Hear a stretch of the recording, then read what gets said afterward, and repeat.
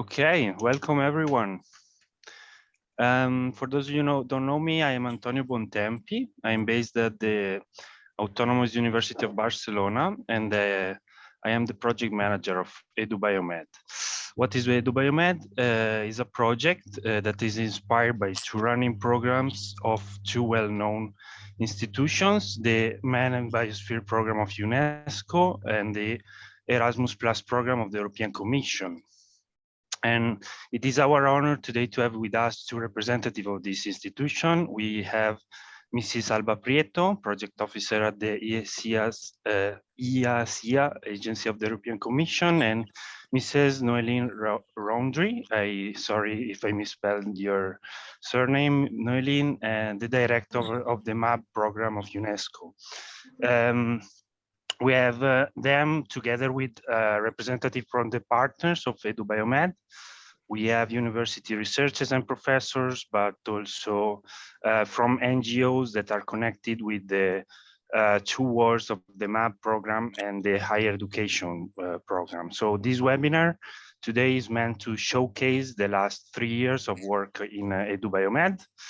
And before I give the word to the coordinator of Edu-BioMed, Dr. Roser Maneja Zaragoza, also from the Autonomous University of Barcelona, I will briefly explain the dynamic of today's session. So we designed the webinar to stay within 2 hours, because as we all know, longer online meetings can get tired nowadays.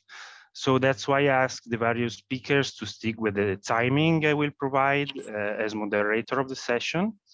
Also because our interpreter, Claudia, will get tired as well after some point. So 2 hours, 2 hours and a half, you will have the translation to French through the Zoom platforms. You can click on the bottom of your screen and select the language you prefer between English and French, and the webinar is being recorded. So we start with some introductory words from our project coordinator, Dr. Roser Maneja. So my dear Roser, you go first.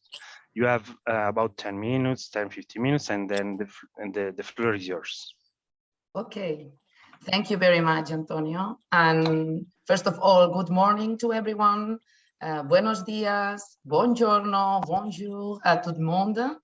As I said before, this is the essence of the Mediterranean region. So we are going to speak in English, but yes, we will have the simultaneous translation in French. So for all the panelists, feel free to speak your own language. This is really a richness of our consortium. So really, really nice to be here. I miss you. I want to see you in person. I would rather prefer to have this webinar in person, but due to the circumstances, we have to do it like this.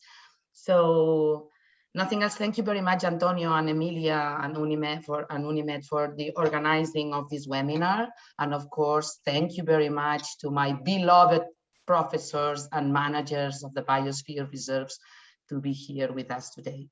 Thank you very much for all the participants that are following this webinar, and we strongly believe and we strongly hope that this would be really useful and promote an enriching discussion about our project. So I have a really, really brief presentation just to share with you an overview, a general overview of our project, and then we will pass to my colleague Alba to continue with her presentation.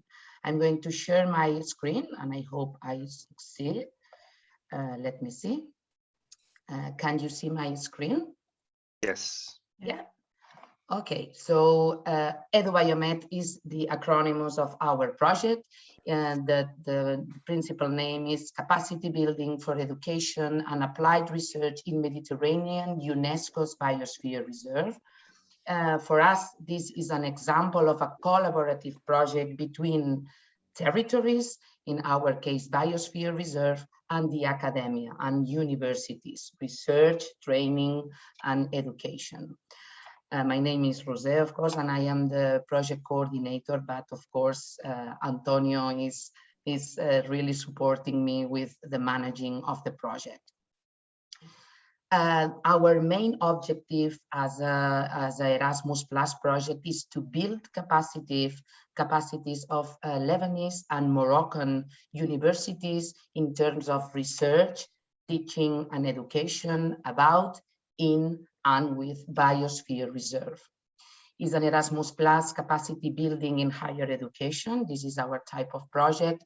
And we begin in November 2018, and we are going to finish next month in March 2022. So it means that we have had 40 months of working together. So this is a really huge and enriching experience. We are 9 partners coming from universities, from NGOs, from territories, coming from 5 different countries of the Mediterranean region: Morocco, Lebanon, France, Italy, and Spain.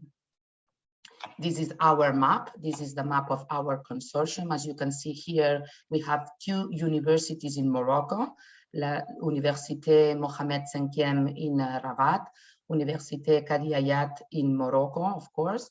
And on the other side of the Mediterranean area, we have Lebanon. We have 2 universities there, the American University of Beirut and Université Saint-Joseph, also in Beirut. And we have the Association of Protection of Jabal Musa with Pierre and Joel.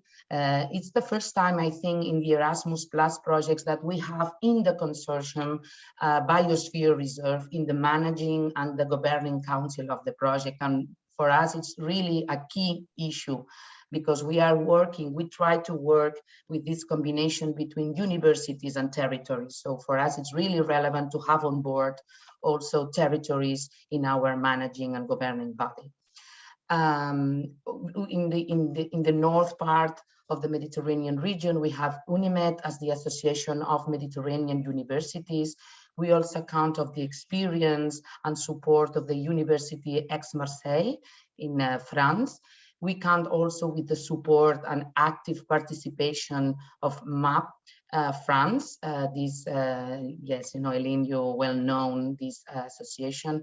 And in Spain, we have Universitat Autònoma de Barcelona, Autonomous University of Barcelona, as a coordinator university. And also we count with the experience and support of the International Unesco Center for the Mediterranean Biosphere Reserve, which is located in a beautiful castle that all of us has the opportunity to meet for the first time. It's a unique Category 2 center under the species of UNESCO that deal with Biosphere Reserve. Of course, there are plenty of Category 2 centers all around the world under the species of UNESCO, but this is the unique that deal with Biosphere Reserve. This is our territories. Let me see because after this time we feel that our territories, we have 2 biosphere reserve in Morocco. We have the Arganare Biosphere Reserve, but also we count with this intercontinental biosphere reserve that is shared between Morocco and Spain. We also count with, in the other side of the Mediterranean region, we count with Jabal Musa Biosphere Reserve and Chouf Biosphere Reserve, both of them in Lebanon. And in France, we count with Mont Ventoux Biosphere Reserve and Montseny Biosphere Reserve in Catalonia, Spain. Here you can see the different maps of this Biosphere Reserve.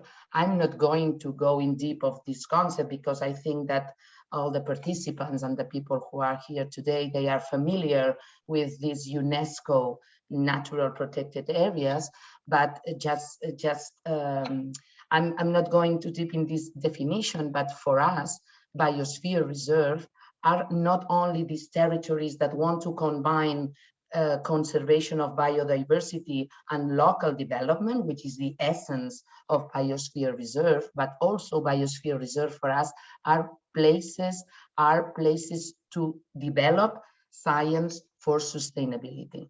This is what we understand as a Biosphere Reserve. They are places that are very good, or they present a lot of opportunities to test these interdisciplinary approaches to understand and also to manage these changes and interaction, and this is really key for us to combine these social and ecological systems or approaches. This is the essence of Biosphere Reserve under our understanding.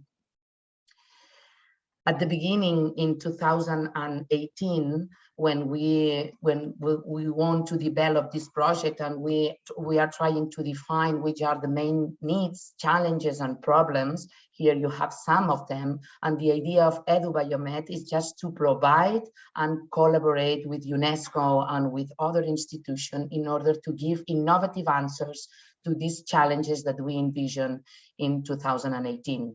The first one, and for us, the really crucial one, is the disconnection and still between the academic activity, between universities and biosphere reserve realities.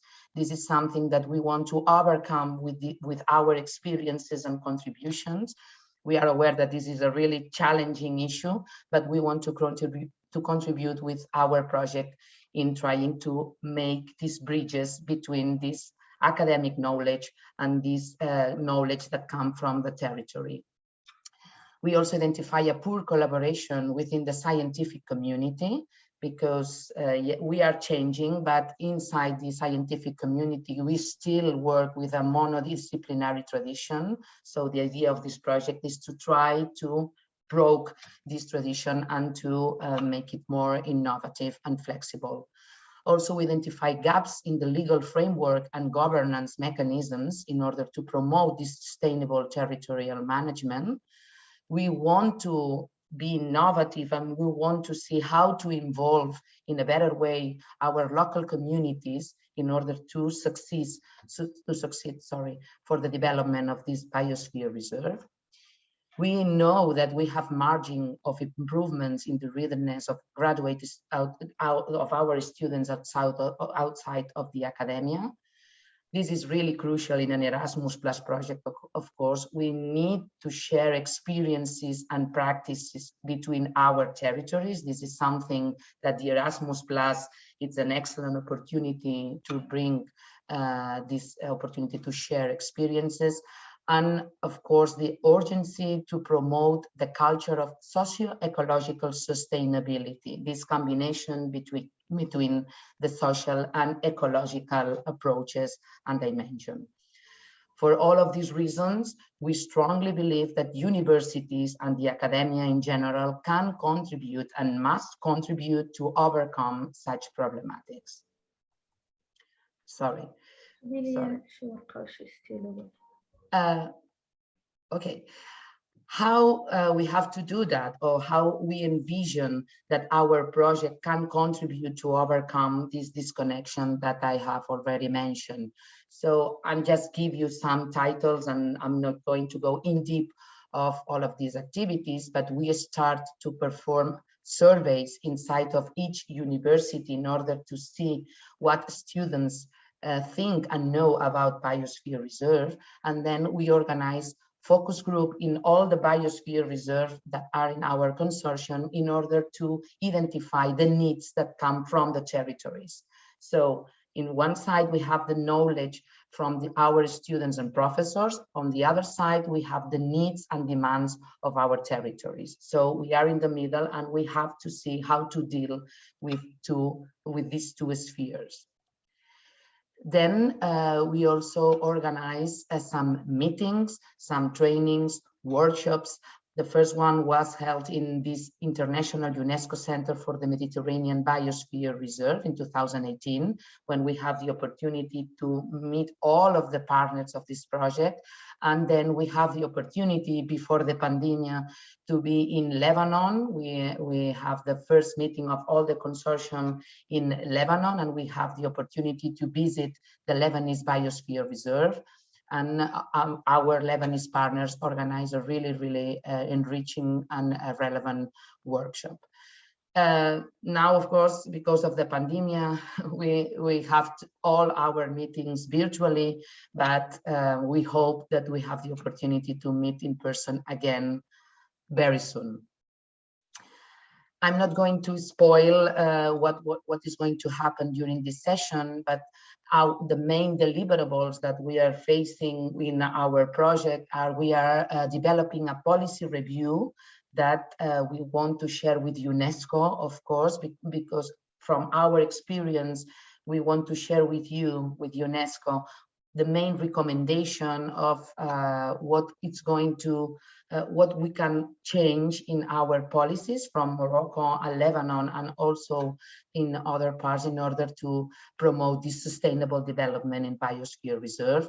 We are also envisioning a curriculum upgrading, not only for this Moroccan and Lebanon university, but also for the rest of Mediterranean universities that are facing or are living with Biosphere Reserve.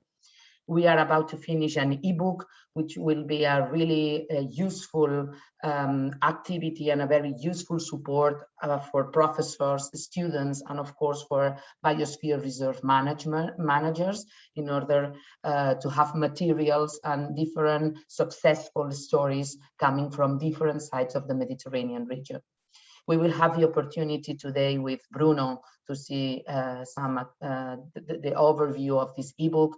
We also will have the opportunity with our colleagues from American University of Beirut to see the main achievements of these IT tools that we are producing just for this project. And also we will have the opportunity to see with our colleagues from Morocco, from Université de Qadiyayat, the main contents of our mock course, which is really based on contents regarding Biosphere Reserve. And of course, mobility. Mobility is one of the main issues of an Erasmus Plus project. We have the chance to have some international mobilities before the pandemic, but when the pandemic starts, we have to stop the international mobilities. And nowadays, we change our planning, our initial planning, and now we are promoting national mobilities. That means that we want to promote that Moroccan students know better their own biosphere reserve in Morocco, and the same for the Lebanese side. So we have to change because now international mobility, it's really difficult, but we have the hope that from this initial initiative that we want to continue, or we would like to continue exchanging our knowledges and students at international level. We will see what happens after the project. So I think that it's all from my side, because yes, thank you very much for your attention. Because we want to pass the word to our project officer that I want to really thank you to be here, Alba. So thank you very much. And of course, thank you very much again, Noeline, to be here with us. This is a really pleasure and honor for us as a consortium, as an Erasmus Plus project, that you are here with us. So thank you very much. And I hope that I am on time. I don't know, Antonio. So if not, excuse me. We're 5 minutes late already, but okay, sorry. It's okay, it's okay. Okay. So maybe I will jump in, Antonio. Can I? Yes, of course. Okay, that's good.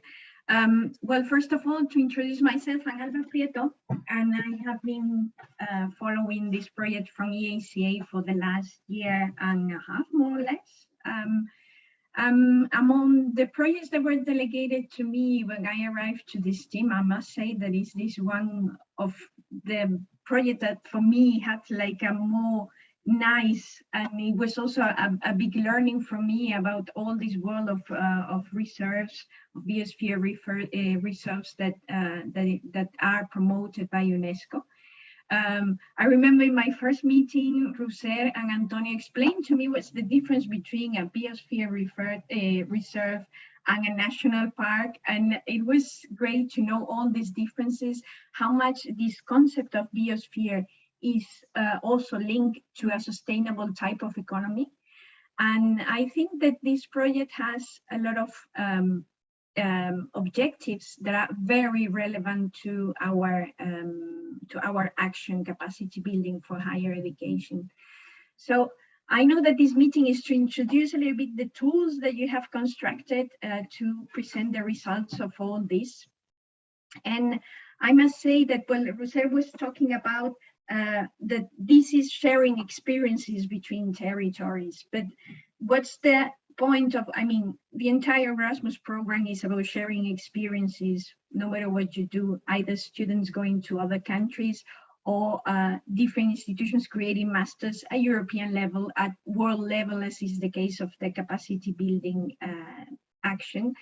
But what's the difference between this action and the others we found in the Erasmus Plus program? It's that the idea of capacity building is that it needs to be an action, projects that respond to needs of the target countries, in this case, the Lebanon and Morocco. So this is an important point that BioMed has covered. So addressing the need of using new technologies in higher education. It also has other important points, like, for example, strengthening the relations between the wider economic and social environment through the inclusion not only of higher education actors, but also stakeholders of the biosphere reserves.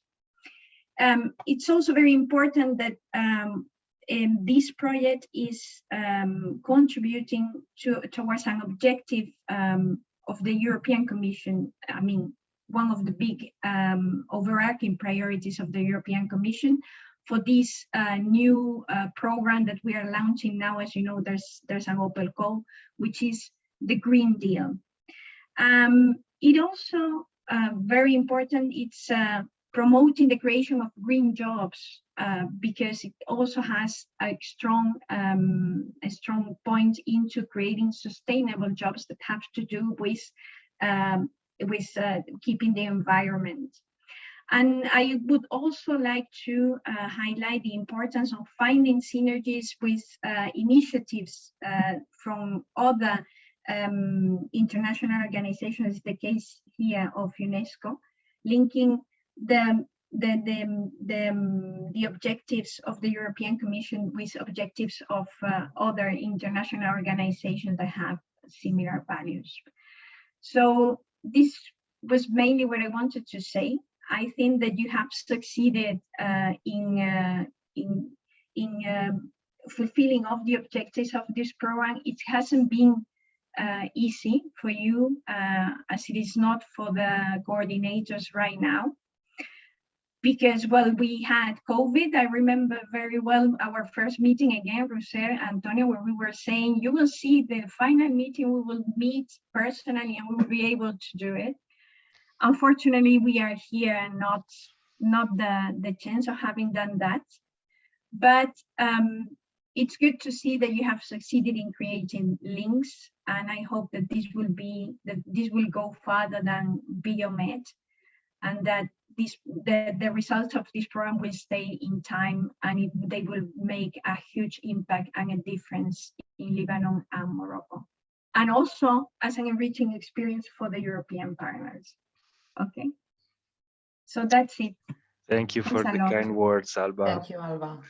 Thank you, Alba. And yes, for sure, it has been an enriching experience and also a good learning to overcome challenges now in these days.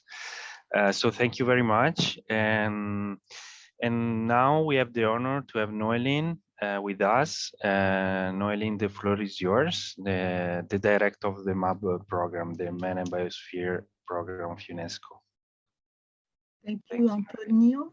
Good morning, everyone, again, and I'm very happy and very proud to be here. Thank you for inviting me and to invite the Division of Ecological and Health Sciences to this very, very important meeting. And from what I have already heard, I think that your project is the kind of project the MAP program needs, really. And congratulations to have done it. And I think that it deserves to be continued because it's really the kind of connection we want to see in the MAP program. Your project and your presentation today will be linked to showing the result that you have done, and also about education and about the link between academia and the communities. Maybe you are aware that in November 2021, during the General Conference of UNESCO, we had a very important event. It has been the approbation of the Open Science Declaration. And open science is a framework that really will help us to move ahead with the research and to make the research benefiting to everyone, and especially to communities. And I think that it's important that just after the approval of this Open Science Declaration, we meet today within your project, which really also is one very important contribution to this open science movement. I will now shift in French, if you allow me to do the presentation. So please, Manuel, if you can screen the presentation. Merci.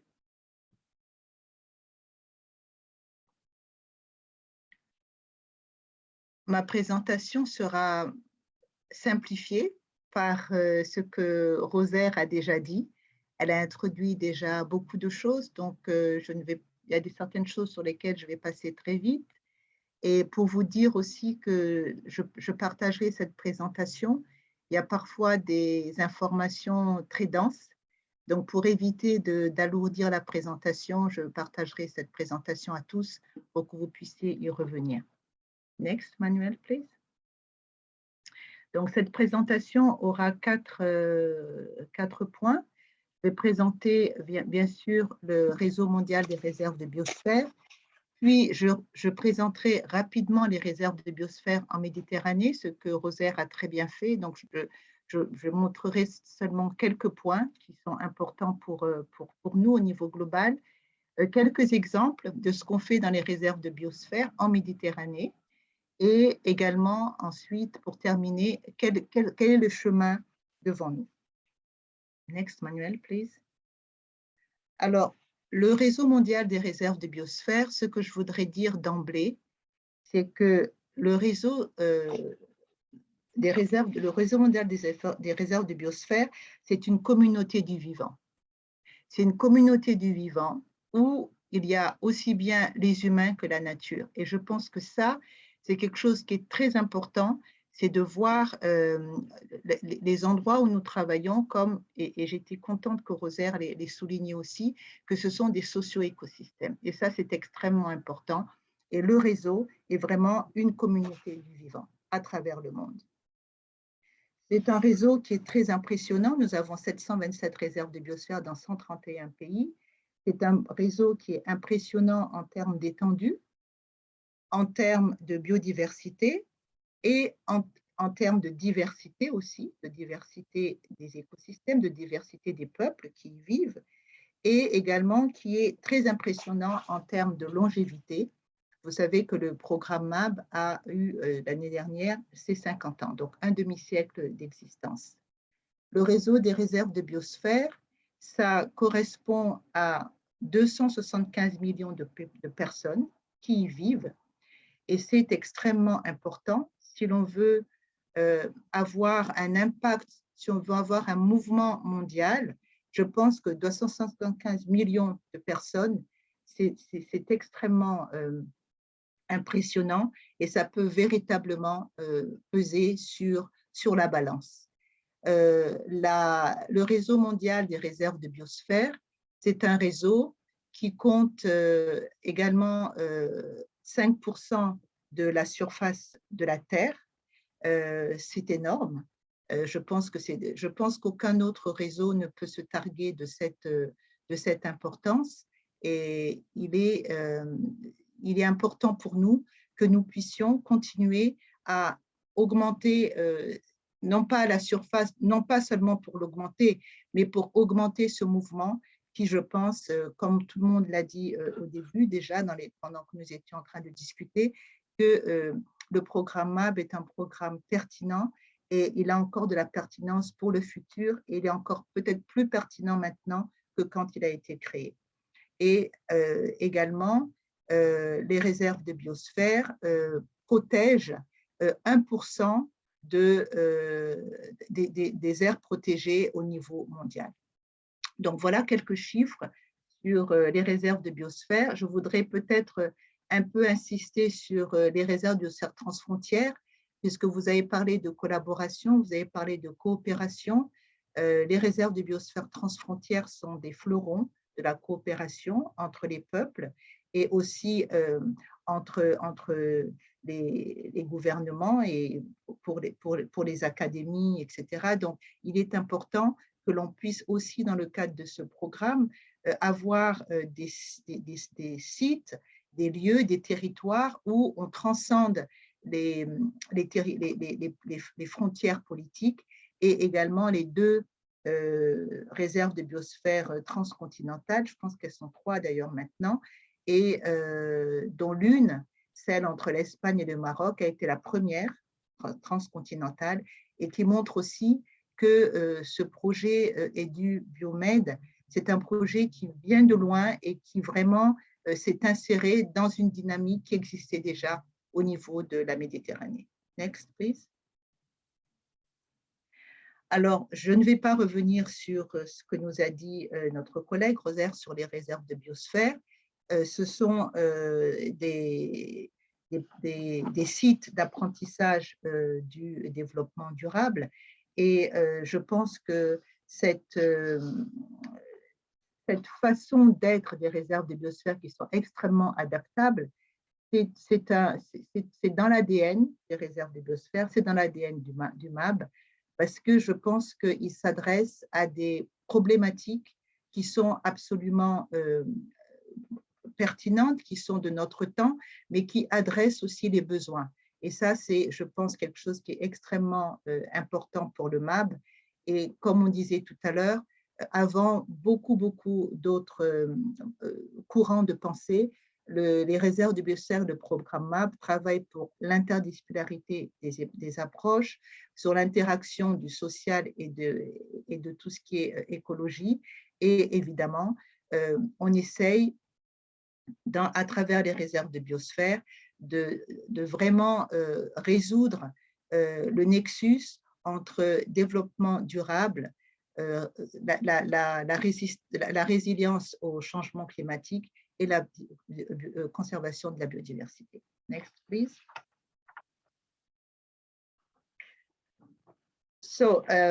Maintenant, en ce qui concerne le réseau mondial des réserves de biosphère, il y a eu un certain nombre d'événements ou de processus qui sont en cours ou qui ont eu lieu et qui, quelque part, ont un impact et en tous les cas vont imprimer au réseau mondial et au programme MAB une action de contribution. On doit contribuer à un certain nombre de choses et la première chose à laquelle on doit contribuer cette année, c'est le nouvel agenda après 2020 sur la biodiversité.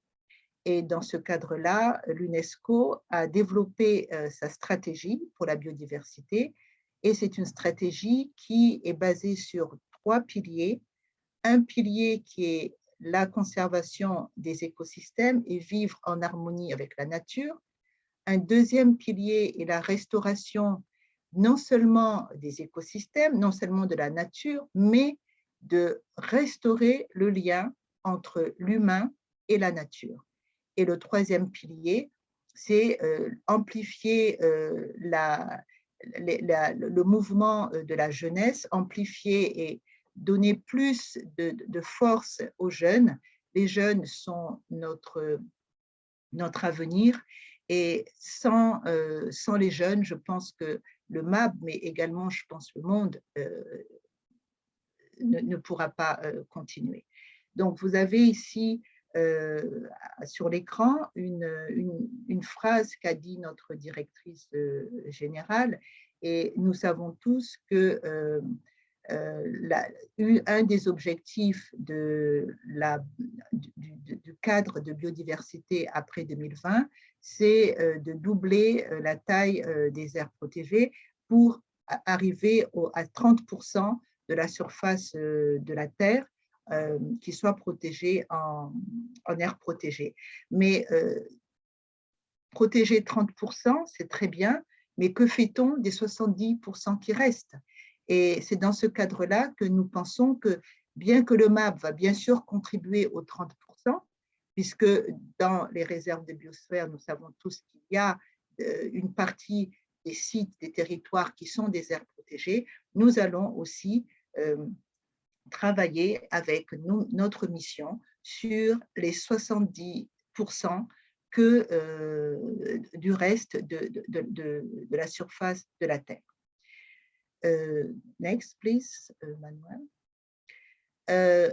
Une définition qu'on connaît tous sur l'éducation au développement durable, et donc elle est ici, vous la voyez sur l'écran, et cette éducation au développement durable, elle doit permettre à tout le monde d'acquérir non seulement la connaissance, mais aussi les attitudes, les compétences, les valeurs qui sont nécessaires pour avoir un développement durable futur. Et aujourd'hui, votre projet est plus dans un cadre d'éducation, enfin de l'enseignement supérieur, plus dans le cadre de l'enseignement supérieur et des académies, mais l'éducation au développement durable a aussi un sens parce qu'il englobe aussi bien le système formel d'éducation que le non formel, l'informel et surtout l'éducation tout au long de la vie. Et ça, c'est quelque chose dans lequel l'Unesco veut vraiment s'inscrire pour que tout un chacun sur cette terre puisse vraiment vivre en harmonie avec la nature, quel que soit, je dirais, entre guillemets, vraiment entre guillemets, son niveau d'éducation. Next, please. Alors, en 2021, en juillet 2021, il y a eu la conférence mondiale de l'Unesco sur l'éducation au développement durable. Ça a été une conférence extrêmement importante parce qu'elle a permis de donner des indications sur le futur, de comment nous allons vraiment promouvoir cette éducation au développement durable. Et cette conférence mondiale de l'UNESCO qui s'est tenue en mai a vraiment appelé tous les apprenants de tous les âges à agir pour la planète et pour le développement durable. Et la conférence a abouti à une déclaration de Berlin sur l'éducation au développement durable. Et les participants à cette conférence ont invité l'UNESCO en tant qu'institution chef de file des Nations Unies pour l'éducation au développement durable, à soutenir la mise en œuvre de cette déclaration en coopération avec les États membres, en mobilisant ces réseaux, y compris les chaires UNESCO, les écoles associées, les sites désignés par l'UNESCO et bien évidemment les projets tels que le vôtre. Et donc, je me réjouis encore une fois que votre projet soit arrivé à bon terme et j'espère que l'Union européenne vous donnera les moyens pour continuer sur un si bon chemin. Et une des choses importantes qui est sortie de cette conférence de Berlin, pour moi, c'est de dire que l'apprentissage transformateur pour les personnes et la planète est une nécessité pour notre survie et pour celle des générations futures, et que le temps d'apprendre et d'agir pour notre planète est vraiment venu. Next, please. Alors, les réserves de biosphère en Méditerranée, je ne vais pas insister dessus puisqu'on a eu tout à l'heure une brillante présentation sur ce réseau. Ce que je voudrais juste dire, c'est que c'est un réseau interrégional. Vous savez qu'à l'UNESCO, nous avons des réseaux régionaux, européens, africains, asiatiques. Et là, c'est vraiment un réseau qui est interrégional, ce qui fait tout à fait sa singularité, en tous les cas, et sa valeur. Et c'est un réseau qui est vraiment dispersé entre les deux rives de la Méditerranée. On a parlé tout à l'heure du centre de catégorie 2 Unesco-Med, le centre des réserves de biosphère méditerranéenne, donc je ne vais pas insister dessus. Et bien évidemment, ce centre de catégorie 2 est un élément important pour ce réseau des réserves de biosphère méditerranéenne. Next, please. Donc ça, c'est encore une fois une présentation de Unesco-Med. Alors, Unesco-Med, c'est plus de 60 partenariats. Depuis qu'il a été établi en 2013 et inauguré en 2014, Unesco-Med a produit plus de 20 rapports et dans le cadre de son appui au réseau mondial des réserves de biosphère et non seulement au réseau méditerranéen, il y a eu des partenariats, des collaborations avec plus de 15 pays et plus de 70 réserves de biosphère. Et en particulier, Ecomed avec Unesco-Med, pardon, avec Abertis Foundation, a été a contribué énormément à la célébration du 50e anniversaire, en particulier à travers l'exposition du 50e anniversaire. Next, please. Alors ici, quelques réserves de biosphère en action. Il y en a quelques-unes qui ont déjà été citées par les présentations avant. Je vais vous montrer ici quelques activités qui ont été faites, cette fois-ci, non pas avec des étudiants, non pas au niveau universitaire, mais au niveau des enfants et au niveau des écoles. Parce que, comme je vous disais tout à l'heure, un des piliers de la stratégie de l'UNESCO pour la biodiversité, c'est les jeunes. Et nous sommes très occupés à vraiment promouvoir et à renforcer la jeunesse et la contribution de la jeunesse dans notre programme. Et d'ailleurs, Ecomed a été un des éléments importants pour promouvoir le réseau des jeunes dans le réseau Ibéromad. Donc, nous avons par exemple en Égypte, alors je pense que l'Égypte ne fait pas partie encore du projet et de votre projet, mais c'est un pays qui est très actif en termes de réserve de biosphère et qui a beaucoup travaillé avec les enfants sur l'importance de la biodiversité dans les zones côtières. Et cette activité, qui est sous forme d'atelier avec les enfants, va être également reproduite à l'exposition 2020 de Dubaï à la fin de février de cette année.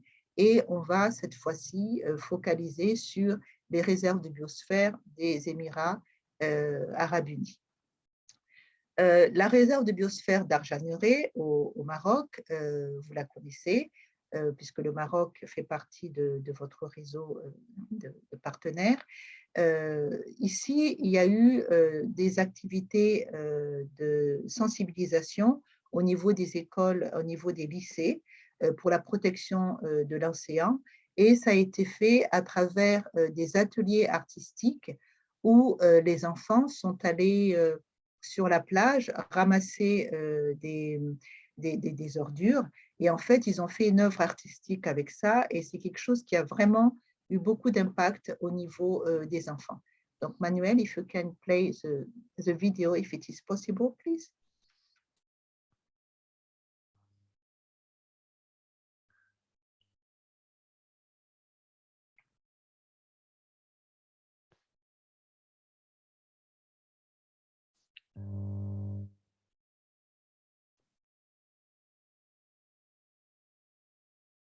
Unfortunately, I personally cannot hear it. We cannot hear them. Yeah, in any case,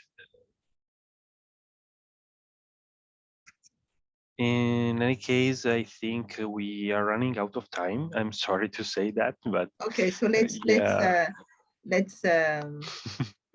move. Anyway, I will let the presentation, so it's okay. So this was also a video for the Mediterranean Biosphere Reserve, where we have talked about green economies. And I think that it's important also that we support the economy of people and especially of the women. And this is something that is done through the Mediterranean Biosphere Reserve. Manuel, maybe we can move to the other one. So this is a video from the Chouf Biosphere Reserve in Lebanon. This is a very interesting biosphere reserve for us because you know that Lebanon has gone through a very hard conflict situation for many years. And we think that Chouf Biosphere Reserve is really one place where people came together, and around the Biosphere Reserve concept and around this shared territory, they were really able to live in peace. And it's also really something that is very important and valuable for us. Next, please. Montseny, I think that all of you know this Biosphere Reserve. So this is also one of the video we have. You can look at all these videos on our website, and these are 1-minute videos where people are talking about what they do in the Biosphere Reserve and what they want to share. This is also about economy. And my last slide will be on the way forward. Qu'est-ce qu'on a devant nous? L'UNESCO maintenant est en train de mettre en œuvre sa stratégie à moyen terme de 8 ans qui a été approuvée par la conférence générale en novembre, et quelque chose d'extrêmement important. C'est la première fois, je pense, que nous avons ça dans le cadre de notre programme. Nous avons un programme intersectoriel sur l'éducation environnementale. Et ce programme intersectoriel est coordonné par le MAB, et nous avons évidemment en collaboration avec le secteur de l'éducation, le secteur des sciences sociales et le secteur de la culture. Et ce qui est important dans ce programme intersectoriel, c'est que nous avons donc maintenant vraiment un programme qui nous permettra d'avoir une approche interdisciplinaire. Et donc, je voudrais juste m'arrêter là-dessus pour dire que pour nous, l'éducation est importante, la recherche est importante, et qu'il faut les mettre en œuvre à travers des programmes et à travers des projets. Et je vous félicite encore une fois à travers votre projet qui est pour moi un des flagships du programme. Je vous remercie. Thank you very much, Noéline. Merci beaucoup. And thank you for your presentation. And regarding the objective of UNESCO to promote learning and education in sustainable development, this is one of, and I see also the integration and inclusion of these concepts in higher education. This is one of the main specific objective of our project, and this is why now I'm giving the word to Yamina El Kirat from the Université Mohammed V of Rabat, a professor of this university, and Marcello Scalisi, the director of UNIMED, who both worked on a report on the curriculum development option that we have in the field of Mediterranean Biosphere Reserves. We developed within the Edu-BioMed project. And yes, Yamina and Marcello, I will ask you to be shorter than expected. So just introduce us to this report we have been producing, and the floor is yours, Yamina. Thank you. Thank you, Antonio. And indeed, I thought of reducing the presentation for the sake of time, don't worry. So of course, the ground, the introduction, Roser's introduction and Noéline's talk as well has set the ground for us for our presentation. And of course, the challenges Rosa referred to, and especially the fact that universities can help in promoting the biosphere reserve culture. So here very quickly, the task we worked on is developing curriculum and a joint master program for the partner universities, and very quickly. And of course, the objective is to build capacity of higher education to provide education in and around the topic, since this is actually one of the main objectives of this project, and make of the biosphere reserves, of course, laboratories for studies, for research and development. And of course, the main objective as well is to upgrade and integrate the curricula at the targeted universities, that's the partner universities in this project, and towards a higher education inspired by the Unesco Man and Biosphere, and using biosphere reserves as learning laboratories, as I mentioned. Of course, the report has been elaborated. It provides a baseline for curricular development in Mediterranean Biosphere Reserves. And of course, partner universities have worked on this report. Mohammed V University, MAB France, of course, UNIMED, and the coordinator universities, Autonomous University of Barcelona. And the report is available, of course, at the website of the Edu-BioMed project. Now, of course, the report includes 3 main sections. The first one sets the guiding principles and criteria for higher education in and on biosphere reserves. It includes 6 subsections addressing all the issues. You have, of course, explaining biosphere reserve as an education management model, what training for those dealing with the biosphere reserve, what cross-disciplinary education those dealing with biosphere reserve should have, what approaches to adopt, which cross-cutting competencies, again, should biosphere reserves actors have. And of course, it refers as well to the tangible experiences in biosphere reserves in higher education programs. And we have some experiences in Germany. And there is one program that started, I think, in Togo, I think, in 2021. So here, the second section, large section of the report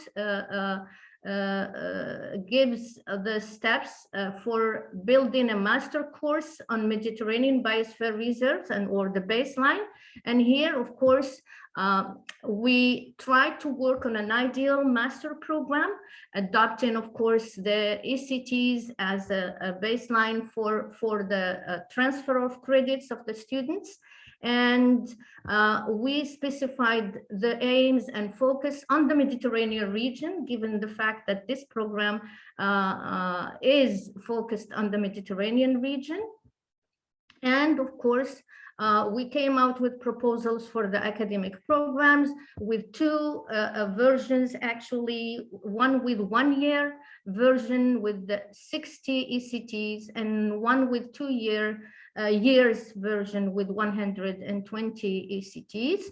And of course, we defined the the profile of the target students. It is there defined in a precise way. And of course, the last part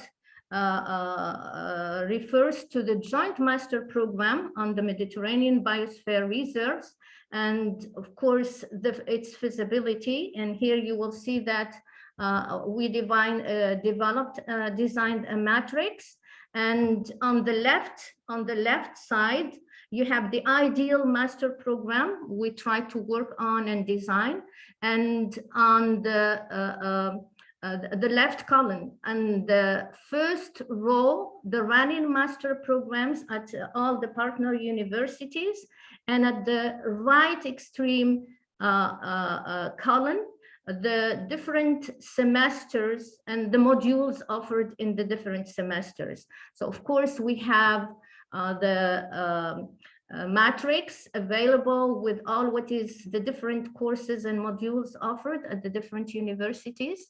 And of course, here before this, very quickly, everything is available And you can have access to this recommendation, to this report on the website of the program. Now, the main thing is that we looked at the feasibility of these joint master programs, and actually we realized that it's a bit difficult with the partner universities involved here, given the profile of the universities involved, public and versus public universities in Morocco and private universities in Lebanon. But we consider this master program matrix offered as somehow a model that different universities can actually have access to and adopt according to their conditions and what is available to them. So I will stop here with the presentation because everything is available on the report, just to give an idea about this. And the main objective of this, of working on a master program and considering this a possibility of a master program, is again to insist on the fact that universities should play a role and in contributing and contribute to the promotion of the culture of biosphere reserves, and to develop awareness in society, because we realized after the survey we undertook, for instance, at our universities, that students, university students, and even teachers who are not in the field do not know much about the issue of biosphere reserves. So I stop here, and of course we thought of different questions. Antonio, I give you back the floor, I think, so yes. as not to, yes. Thank you very much. I hope I did made it. You made it perfectly. Thank you very much. Yes, I would like to ask Marcello to discuss a little on this question. I know that is going to be difficult in a couple of minutes, 5 minutes, but I think it's like food for thought to understand whether and how it's important to environmentalize the curriculum in the Mediterranean region, to build joint master degree in this region, and the importance of the relationship between university and territories, and how challenging can be these to be implemented in Mediterranean region. Marcello is the director of UNIMED, so I think he has the profile to be able to respond to this question. So Marcello, if you have a few comments on this. Thank you very much, Antonio. Thank you, Yamina, for the presentation of the activity that we did in the project. And obviously, it's difficult to answer in a couple of minutes. I say yes to all these questions, my answer. But let me just say that it's quite difficult. This is my perspective in the working as director of Mediterranean University Union. It's quite difficult to identify topics and to establish a joint master degree in the region. I mean, among European and Southern Mediterranean universities. But in the topic of where we are working on the Edu-BioMed project, I think that it is quite possible. And because we are, in a way, we are working on with the same difficulties, with the same important priorities. And I think that it could be, thanks to the work that we did, but also to looking at other perspectives, it could be possible to launch some joint master degree. And in particular, I think that is extremely necessary. And I would like to come back to make my comments more related to the previous speaker, to Nadine, she mentioned that the importance of amplifying the power of youth, which is something that is extremely important, I think, in particular if we look at environmental priorities. It's the work that our friend from Jabal, Musa, is doing, and that show us during the project life, is extremely important for local community, but in particular for youth. And I think that the university has to play an important role on that, not only to build new master, obviously new master degree for this priority, but also again to involve local communities and in particular youth, and not only looking at deployability priorities, which remain in our region, in countries like Lebanon and Morocco, but also the Mediterranean European countries face the same problem of employability of our youth. But I think again that we have to join forces to build not only joint master degree, but also to involve the local community and biosphere reserve more closely to academia. And I think, and I close with this, that thanks to Edu-BioMed, we have to launch the idea of a manifesto related to the cooperation among academia and biosphere reserve. And I hope that Unesco Med will be with us to make this exercise possible, to identify some common concrete activity among academia and local community in biosphere reserve, and obviously, why not, youth organization. The relationship among universities and local community is important everywhere. And I think that is more important in a region like the Southern Mediterranean region, where a lot of problems are unfortunately growing also as results of the impact of COVID-19. And we have to stay, all of us, all together, jointly, to make our work more effective and more successful possible. Thank you very much. I'm sorry if I was a little long.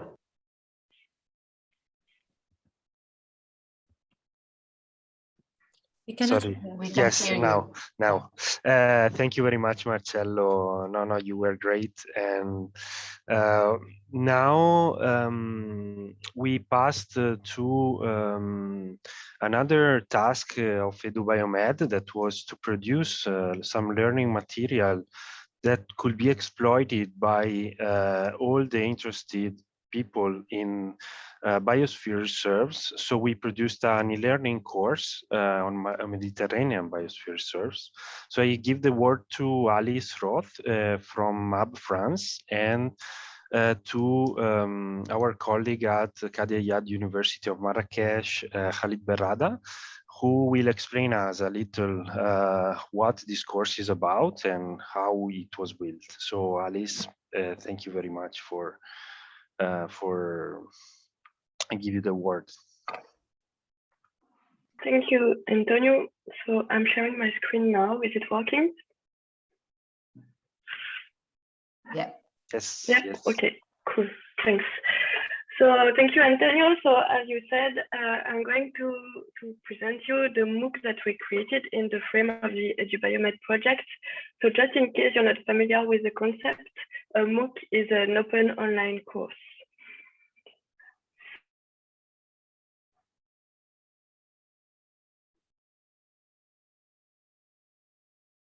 And what are the ideas behind the MAP program, and to illustrate those topics with concrete case studies from the Mediterranean Biosphere Reserve. So as teachers and speakers, we have partners from the project. So we have university professors and researchers, NGO representatives, and Biosphere Reserve managers. Those courses were built to help a diversity of learners, so it can be beginners or professionals wanting to deepen their knowledge about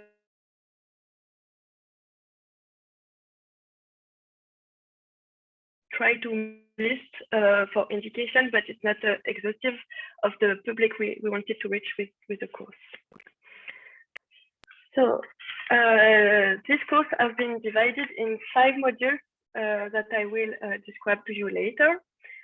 And to introduce those lessons, we have an inspiring talk that has been recorded by Martí Boada, who is a professor from the Universitat Autónoma de Barcelona. Then the lectures have been prepared with a contribution of 22 experts.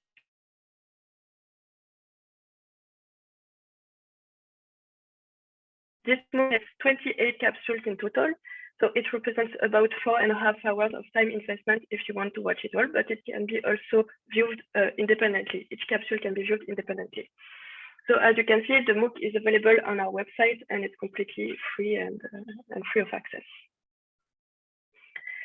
So each capsule contains a video lecture that you can also find on YouTube, a biography of the speaker, a description of the course and the information you will find in the video, a transcript of the video,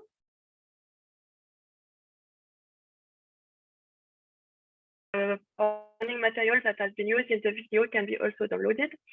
And all this content is available both in English and in French.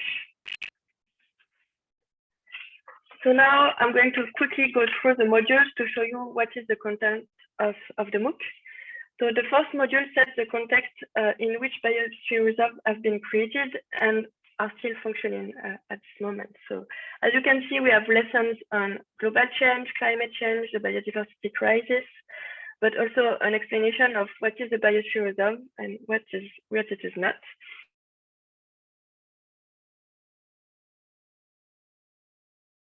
Facts and figures about protected areas. The second module focuses on biosphere reserves and the MAP program. So as you can see, we try to be as complete as possible to address the subject with lessons on the concept and explanation on the concrete aspects and the implementation of the concept in practice. I'm going quickly, but you can find all of this on our website. The third module is about the contribution of biosphere reserve to understanding and managing changes and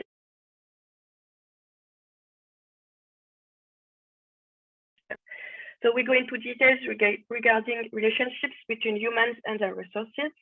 And we also address aspects such as the governance, education, conflict management, and so on. In the fourth module, the floor is given to BR managers who present some case studies from the ground and give us a better grasp of what is a biosphere reserve and its role in practice. As we can see, we gathered experience from different biosphere reserves of the Mediterranean region. The Arganre Biosphere Reserve in Morocco, 7 for France, Jabal Musa in Lebanon, and last but not least, we have also the Intercontinental Biosphere Reserve of the Mediterranean, which is between Spain and Morocco. And finally, the fifth and last module provides some conceptual and methodological tools that are relevant in the field of conservation management. So in the spirit of the MAP program, we focus mainly on participatory approaches with citizen science,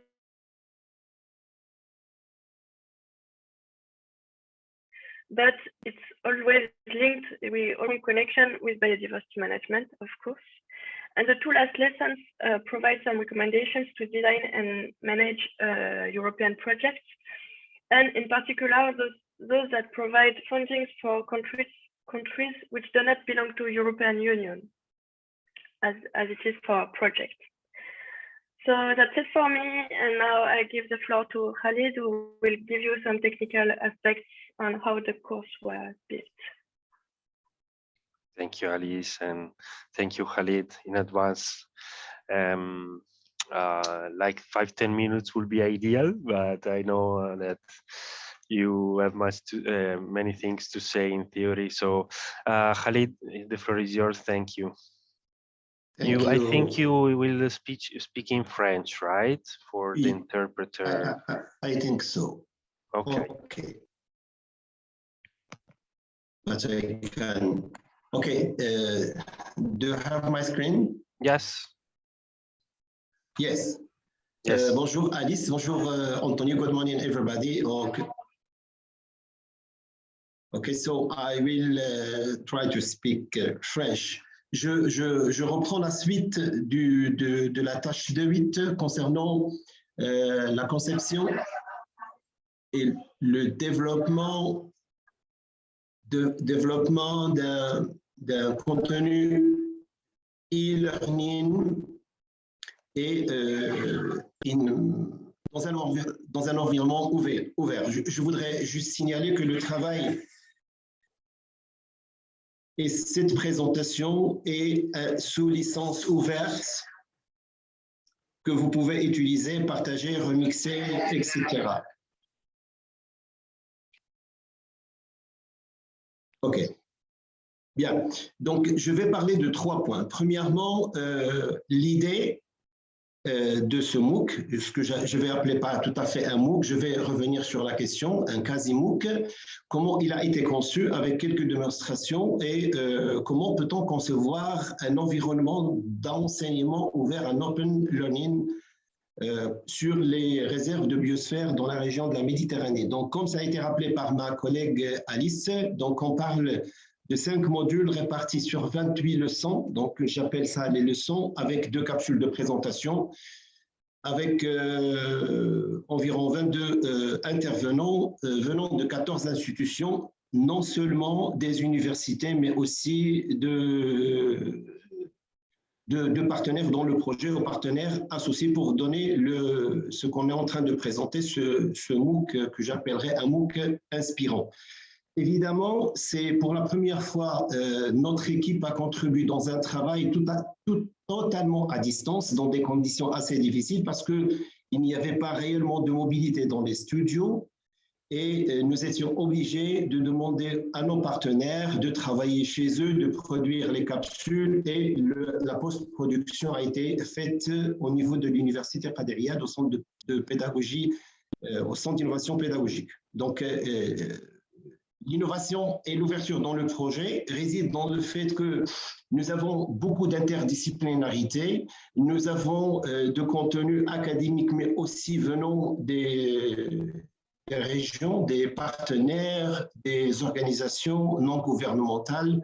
Et c'est un concept dans la durabilité, parce que c'est quelque chose qui n'a pas beaucoup coûté si on essaie de comparer le travail réalisé par rapport à un vrai MOOC qui nécessite pas mal de moyens. Évidemment, ce n'est pas totalement gratuit, mais ça n'a pas coûté la même chose qu'un vrai MOOC. Donc, très rapidement pour le timeline, on a démarré, donc l'idée a démarré en 2018, l'appel à contribution c'était en 2019, 2020 c'était la période de préparation par les partenaires de leurs capsules respectives. 2021, la production a commencé au niveau de Marrakech et fin janvier, je pense tout récemment, les dernières capsules ont été produites.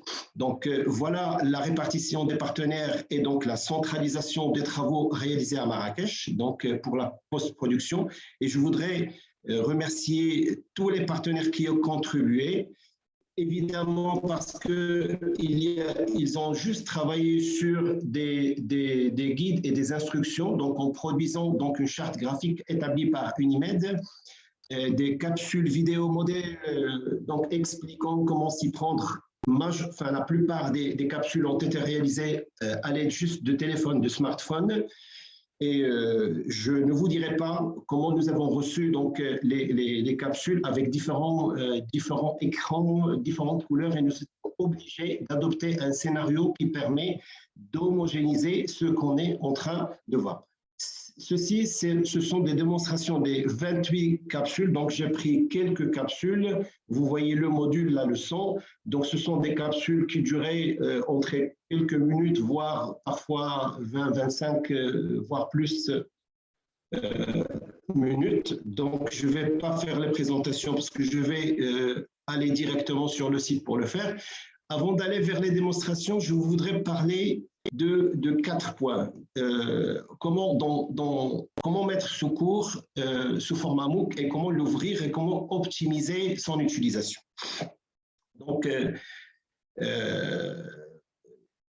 le meilleur scénario, c'est ce qui a été fait parce que pour ce MOOC, on considère les ressources comme étant des ressources éducatives libres. Et la culture du partage par tous les partenaires va aider à son exploitation de manière libre et de manière ouverte. La deuxième question, comment réduire les barrières en éducation, et spécialement dans une période de crise et à travers les frontières, tout simplement en mettant non seulement de manière ouverte ce cours, mais en le mettant sous format en ligne. Donc, on peut, ce n'est pas un textbook, mais c'est plutôt quelque chose qui peut être, bien évidemment, utilisé à distance et à travers Internet en ligne. On peut, pour les approches pédagogiques, donc à mon avis, je dirais qu'il va falloir adopter des approches hybrides et particulièrement après donc l'intervention de Yamina et de Marcelo, j'ai vu donc les curricula qui sont développés et on pourrait utiliser ce MOOC pour accompagner, donc peut-être les enseignements peuvent être en présentiel, mais le complément peut être aussi assuré au format d'un MOOC à distance. C'est ce qu'on a fait, j'ai appelé le mode hybride. Et pour les valeurs ajoutées à ce projet, donc le projet répond dans sa majorité aux objectifs de développement durable, non seulement la qualité, l'objectif 4, mais aussi la biodiversité et d'autres, évidemment. C'est un pur projet de développement, de renforcement de capacités. Donc, si on va directement sur le site que j'ai ici, vous pouvez, comme Alice l'a bien dit, vous pouvez aller sur le site web et vous avez tout simplement, donc vous choisissez votre langue et vous pouvez aller sur ces rubriques. Il y a une version en ligne ouverte complètement. Si vous consultez les modules, vous allez avoir les leçons. Vous pouvez télécharger la leçon avec ses objectifs, la transcription, etc., avec une présentation ou un teaser de présentation et une conférence sur les réserves de biosphère présentée par Boada. Le teaser, il est préparé et fait par notre ami Antonio. Alors, je reviens sur la présentation. J'espère que vous avez toujours l'écran. Bien évidemment, pour les étudiants, est-ce que vous avez l'écran, s'il vous plaît? Yes, we see it. Yes. Yes.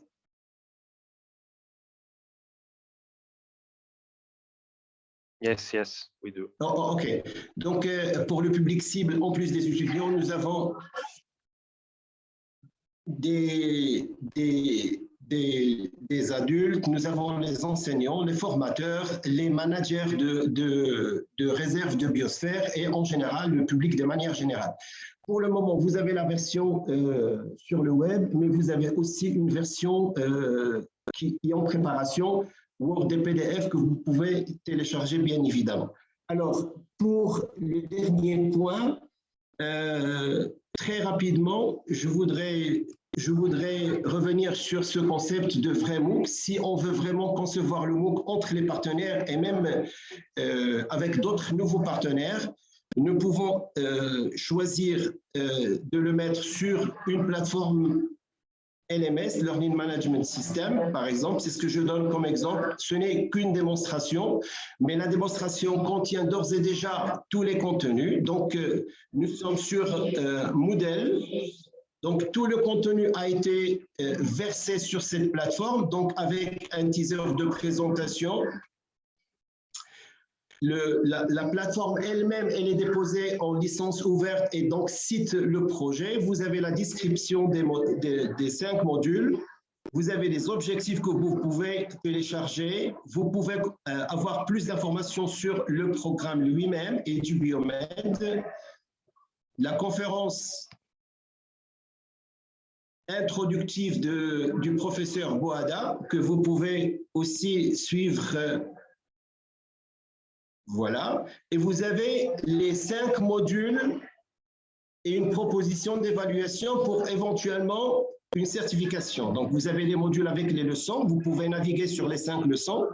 Vous avez les leçons et vous avez tout simplement les capsules que vous pouvez lire automatiquement.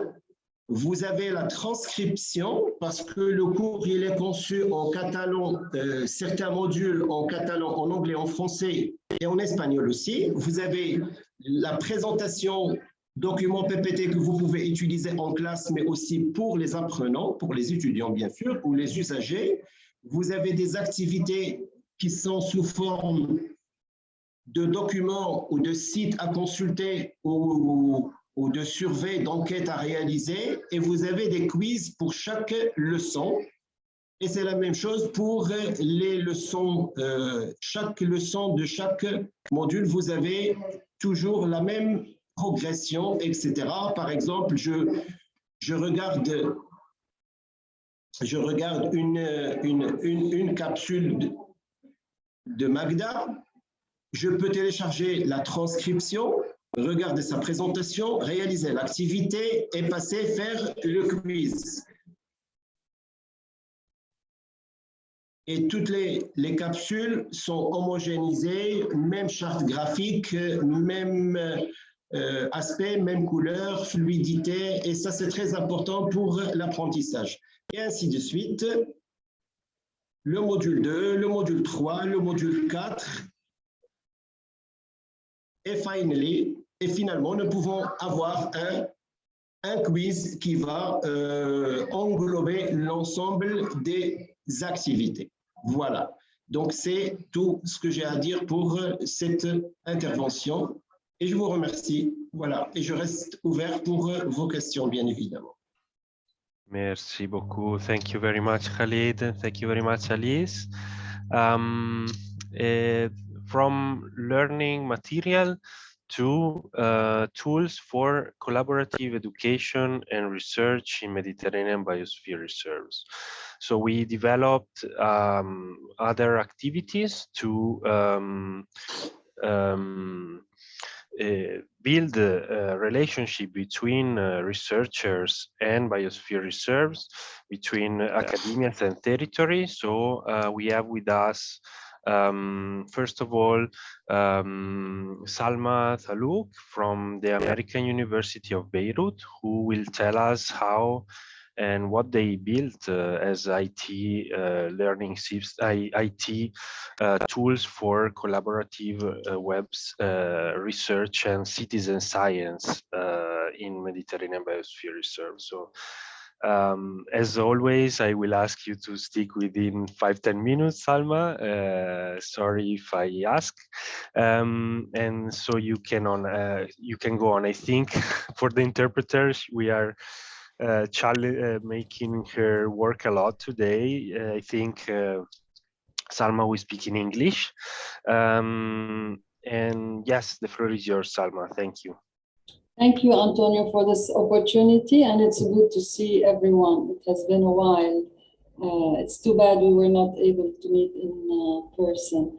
Okay, I'm going to be very brief for the sake of time. Basically, we developed two IT tools.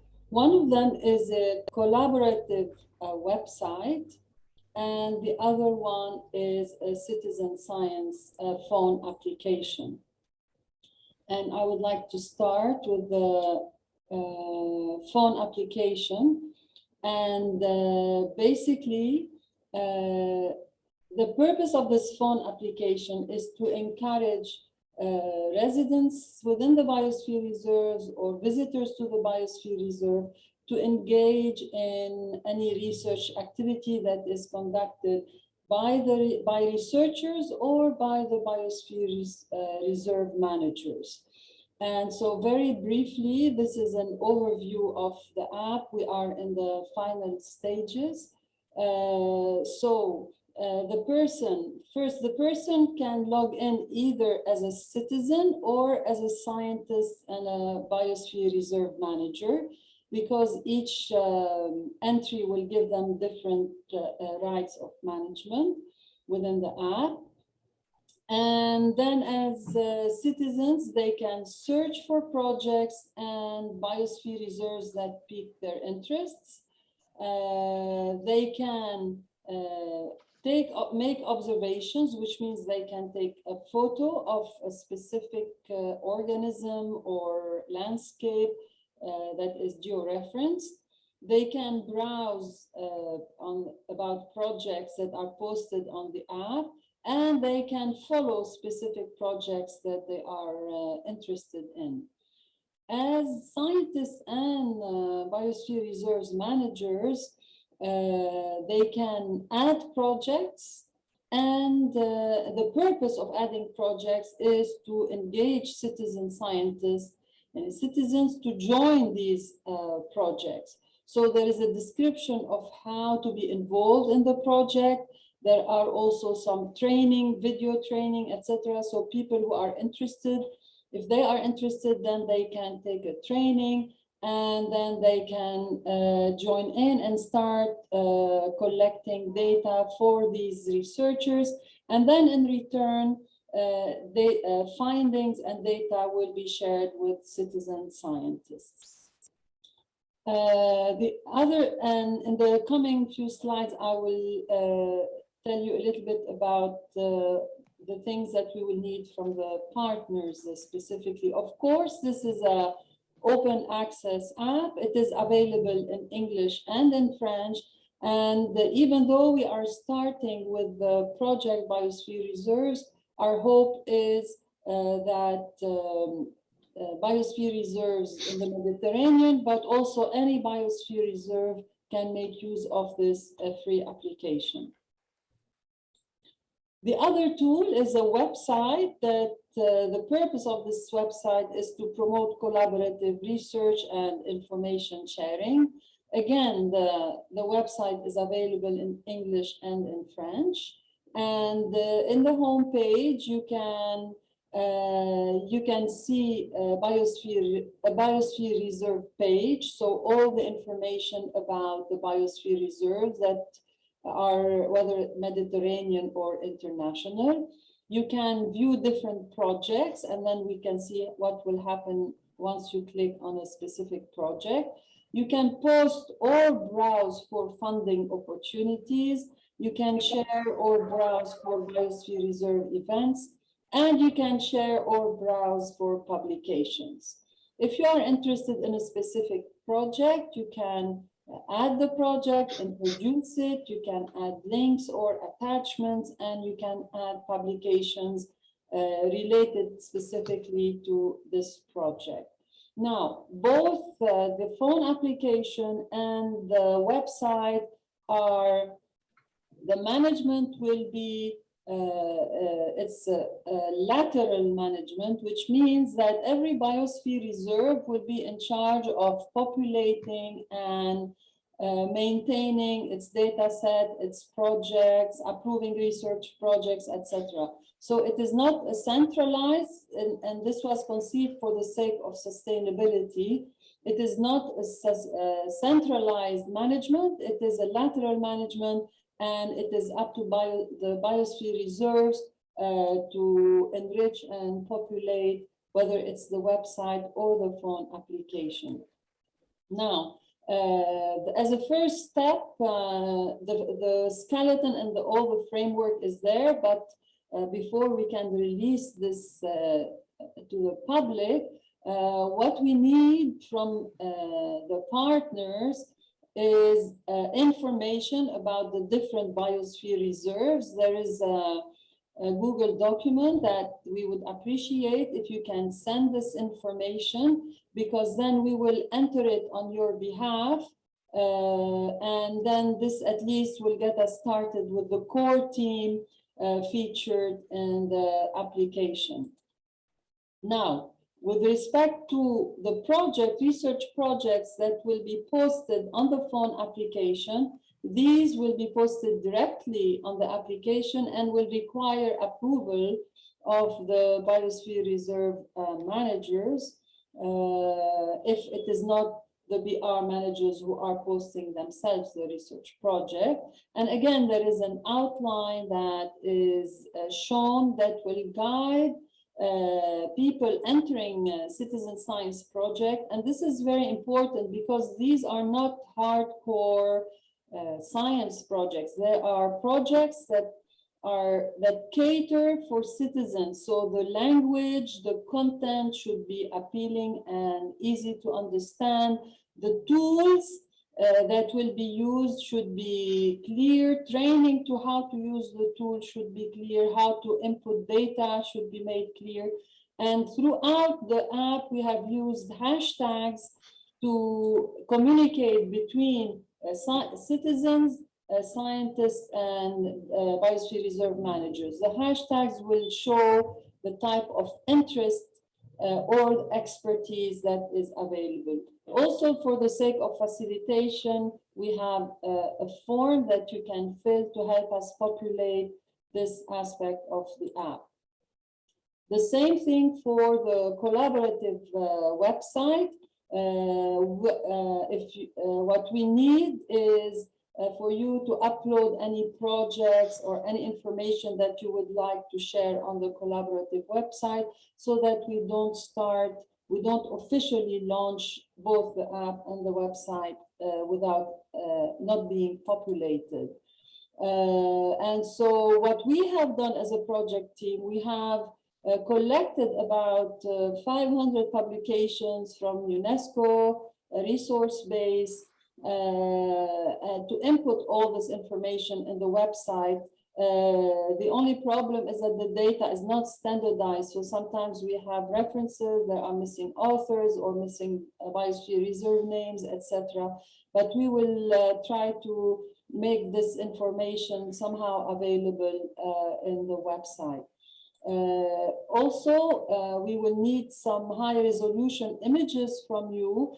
We have been coordinating with Antonio to benefit from high resolution images that are already available from the Biosphere Reserve Network book. But any set of images that you can send us will help us populate the website and the phone application. Thank you. Great, Salma. I'm sorry that I gave you so little time for such a big work, as for everyone, by the way. And now it is my pleasure to give the word to Magda Boudager-Karat from the Université Saint-Jabal de Beirut, particularly to the core. I think Magda has the opportunities to speak about the core of the Edu-BioMed, because it is inspired by the Erasmus Plus program, as we were mentioning at the beginning, and which is about also mobility of people all around, within and between nations. And so a big activity in Edu-BioMed was to move people here and there, and particularly to study biosphere reserves. So I think Salma has to stop presenting and to share and to let Magda sharing her screen for a little presentation. So Magda, I give you the word. Thank you, Antonio. Can you see my screen? Yes. Okay. So again, thank you everybody for being here. And yeah, it's a pity we are not in presence in Barcelona. So it's my pleasure to present in a few minutes the mobility program that was done. And as Antonio and Jose said in the beginning, it was meant to be more as international mobilities, but since the pandemic hindered a lot of activities, this was one of the activities that was impacted. But fortunately, it was for the good sake of the program, because finally we managed to have a lot of mobilities inside countries, for example, in Lebanon, from universities to our biosphere reserves. And this is how our students get to know our local biosphere reserve before traveling and see what's happening in other biosphere reserves. So I'll present first why these mobilities are important. It's because we want to make link between academia and territories. And what was something very important in this project is, you know, in each university we have environmental studies mainly focused in science and environmental department.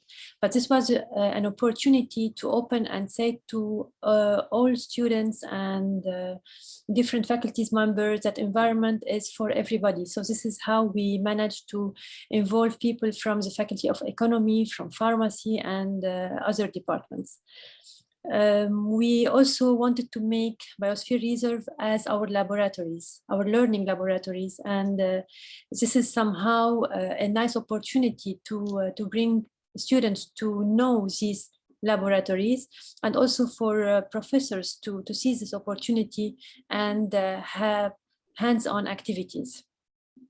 And finally, we are providing kind of service for the Biosphere Reserve, because we are going from their needs and coming back to our labs, to our universities, to treat this problem and give solutions. And finally, as it was meant for the beginning of the project, to promote internationalization. So as for USG, this mobility program involved 270 mobilities in the framework of 30 projects, 4 Biosphere Reserve, 2 in Lebanon and 2 in Morocco. 65 students worked in these mobilities, and 25 staff members. And as it was mentioned before, also we had 1 international workshop in Lebanon in the beginning of the project before the pandemic. And the span of the project was like in biology, in tourism, media studies, architecture, gender studies, etc. So it was really very wide, not only focused on biodiversity. So Edu-BioMed gave us the means to do this project technically. So we purchased materials to do so and to explore and to implement our projects.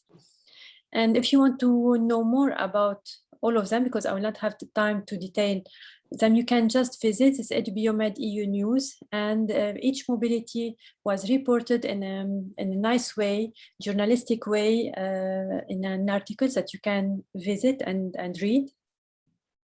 So these are my 2 students that was hosted by our Moroccan colleagues, and worked on forest fire management in the Biosphere Reserve. And since we had similar problems in Lebanon, so they were able to see how this problem is dealt with in a different part of the Mediterranean. So, and unfortunately, this is when the pandemic hit and they were stuck there. And thanks to Antonio and Rosé, they managed to come back a few weeks later. Another also mobility that was done before the pandemic is Marie-Claire coming back to MAB France and get to know how to create a new biosphere reserve, since we have many potential sites in Lebanon who wants to apply to become a biosphere reserve. So this is, I will give just 2 examples because we don't have a lot of time.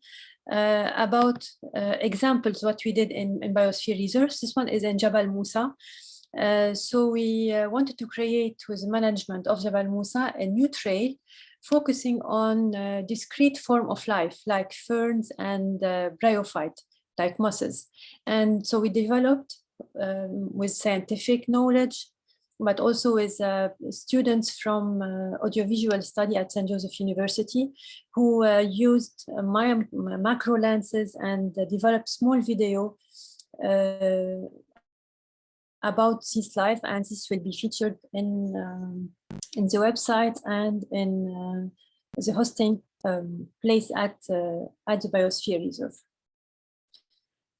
These were my colleagues from the Faculty of Pharmacy, Nutrition Department, who really did a great job by visiting both Biosphere Reserve in Jabal Musa and Baru, and get to know women working in the field of guest house. So they helped them to propose a new menu based on also scientific research concerning traditional food, how they can keep quality and variety, and give all the information about calories, etc., and develop some kind of menu specific for people on diet or for people who are training. So this is a new material, and it was really very interesting to have this kind of output from this project. And these are really just 2 examples I gave. There's a lot of like 37 different projects that you can see on Edu-BioMed website. Thank you. Thank you very much, Magda. I know that it's difficult to explain the complexity of this task, of this activity, which is which I'm very how do you say? Well, que me gusta mucho, that I like so much. because it's a core activity, and the figures you provided, Magda, were for the whole project. And it's very difficult to explain them in a few words. There have been many people involved and many disciplines and so on. If you want to know more, go to our website, but now I will give Pierre Dumais from the Association of Protection of Jabal Musa, who was also involved in some of these activities as also beneficiary partner, and to comment on that, how the Edu-BioMed project helped in a way from the perspective of biosphere reserves in research and education. So please, Pierre, if you have a few words on this. Yes, Antonio, it's Joël. I will be presenting. Joël, sorry. Yes. No, Pierre was supposed to give the presentation, but he'll just provide the final conclusion. Okay.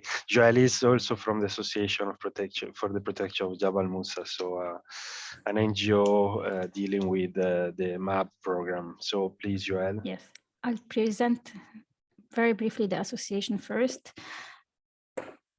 You can see the screen, right? Yes, we do. All yes. Right. So for those of you who don't know us, we are a not-for-profit, non-governmental association from Lebanon, the Association for the Protection of Jabal Musa. And all our work is concentrated on Jabal Musa Biosphere Reserve.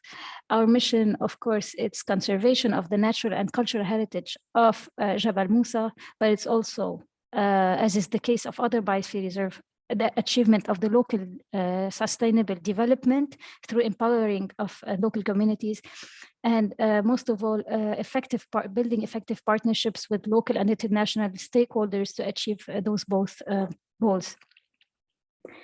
I picked like a flower that Dr. Magda really likes. It's the Paeonia caesalwanensis, to show on a timeline how research was articulated in the Biosphere Reserve official documents. It starts in 1974 when the 3 functions of the MAB reserves were set. Of course, there was conservation, development, but also logistic support, and logistic support for research. So research is linked to logistic support, which is the role of a biosphere reserve to provide in this sense.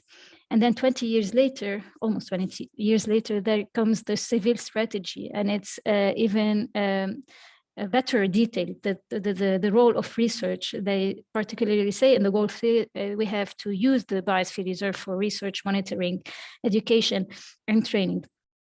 But then 20 years later, just recently in 2016, it changes somehow, because research is here to support the management of BRs and to directly support the sustainable development in biosphere reserves. So this is very important. I feel this shift in the wording, because I believe this is due to the recent observations on the ground from the practices in the biosphere reserves. Because as we all said before, it's biosphere reserve. It's like an ideology. It is true that it is in all countries, but in most of the countries it doesn't have any legal effect. So it is often in a very challenging context. And in our context in particular, I would not talk about others, but we are in a very constraining socioeconomic context. We have very poor law enforcement, very limited governmental support, very limited financial resources. So it's really difficult to manage a biosphere reserve, because the context is very difficult, while the ideology is very shining, the biosphere reserve and reconciliation between conservation and local development. And this is why we believe that biosphere reserves, they deserve and they need more attention from research and universities to help everyone overcome these challenges. And so ideally we would have a very positive and harmonious relationship between universities from one side and BR managers from the other side. And of course, this doesn't come without challenges. because as we said from the beginning, that BRs are supposed to provide the logistic support. This was set in 74, but it's also a problem when this logistic support becomes a burden. And when the research is not really relevant to the work of the BR managers. So ideally, the research should be relevant to the work of the BR managers and to be part of its ongoing programs and projects, but also to be addressing its priorities. And another also challenge is for universities to look at biosphere reserves beyond the natural science. Of course, natural science is the base, it's the essence, but there's also much more than this in a biosphere reserve. And this is what Dr. Magda showed, like we have lots of opportunities in a biosphere reserve. It's not just the natural science, it's archaeology, it's food science, it's communication, it's marketing, it's tourism. So all these topics, we can discuss them within a biosphere reserve. And what's really a very good opportunity too is that this research, it doesn't lead to findings that are, and publications that are just there online and cited from time to time, or they are put in a drawer. No, these findings, they are valued in a biosphere reserve. They are transformed into legal protection, into socioeconomic development, into awareness, into books for kids, into publications, into documentaries. And we chose a unique case of research that has been really, really successful in Jabal Musa, and it's research in archaeology. From the beginning, we started in natural science, of course, biodiversity, but the theme of archaeology started really in a serious way in 2015. And it's a very successful project. And Edu-BioMed was also part of it with Dr. Claire Mellison from AUB. So this research project started in 2015, and it's still ongoing. So it's not just a one-time research. It was ongoing for years, and it was on different scales, from maps to historical imagery to satellite imagery. We did site-specific research. In one site, we did lots of excavations, archaeological excavations, and then we had a team of experts study the whole landscape of Jabal Musa. So our understanding of the mountain is getting further and further, and this is creating pioneer research, because we are proving that man has lived, and the whole living and the industries and living from the resources, it's not only on the coast. On the contrary, there's a whole life on the mountains that hasn't been yet very well grasped. So what we are doing in Jabal Musa, it's pioneer research for all of Mount Lebanon. And this research, it's, of course, we have scientific research, we have scientific publications. We even now have a special hors-série from the magazine Baal of the DGA, of the Ministry of Culture. There will be one full volume that will be dedicated to Jabal Musa because of all these important findings. But what's really important for the local communities is what it brings in terms of socioeconomic development. You see the workers to the left below on the photos, they are contributing to the works. The more we have work, the more we have projects, the more we have people working. And of course, the more they benefit economically, but also on a social level, they are more empowered. They realize the importance of the cultural heritage and its protection. So we have a very positive socioeconomic impact. We have a deeper understanding of our heritage in terms of us, but also the guides themselves who follow training with these experts. We also have a legal protection of these sites when the experts show the importance of these sites. And of course, we have a general understanding of the heritage on a public level.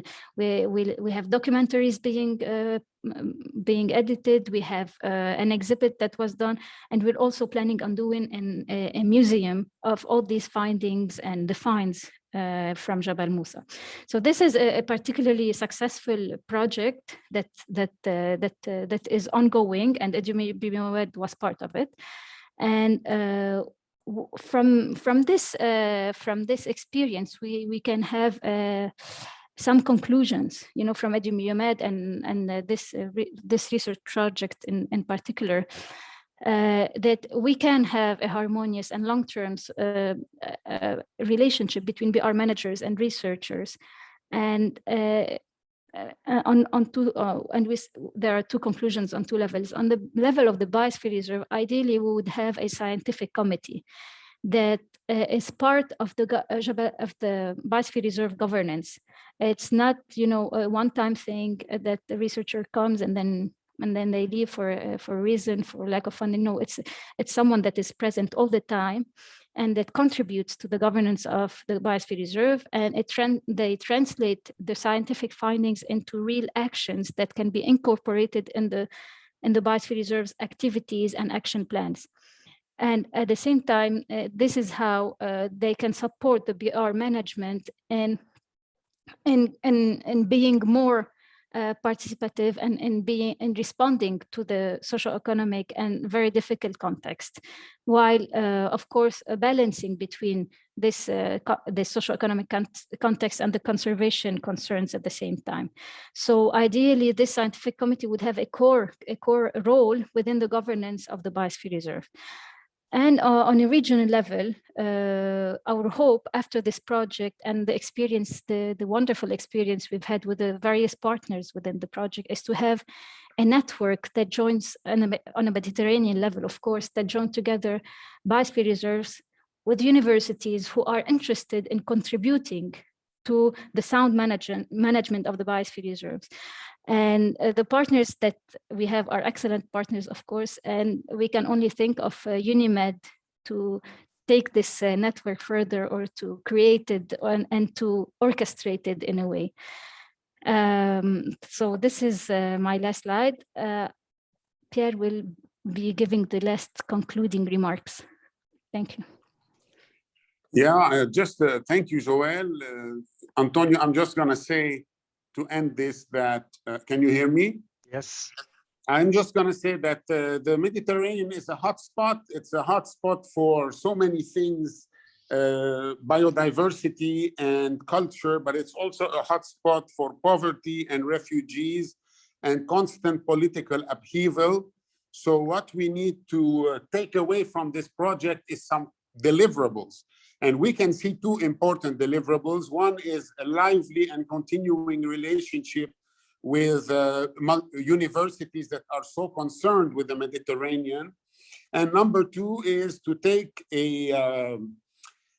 away from this more knowledge of each other, so that we have this very important Mediterranean network that is new to the Man and Biosphere program, that we take that and do something with it, keep it alive, bring North and South, East and West together into a great Mediterranean melting pot.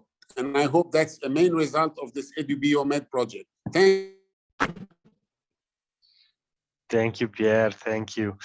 And so we have also not only showcasing so far the activities of the project, but also we received proposals for a manifesto, for a networks, a Mediterranean network of university and biosphere reserves. I invite not only UNIMED to help us doing so, but also the International Center for the Mediterranean Biosphere Reserves and Unesco networks in general. So I'm very proud of everyone, because we made it just to be 10-15 minutes late.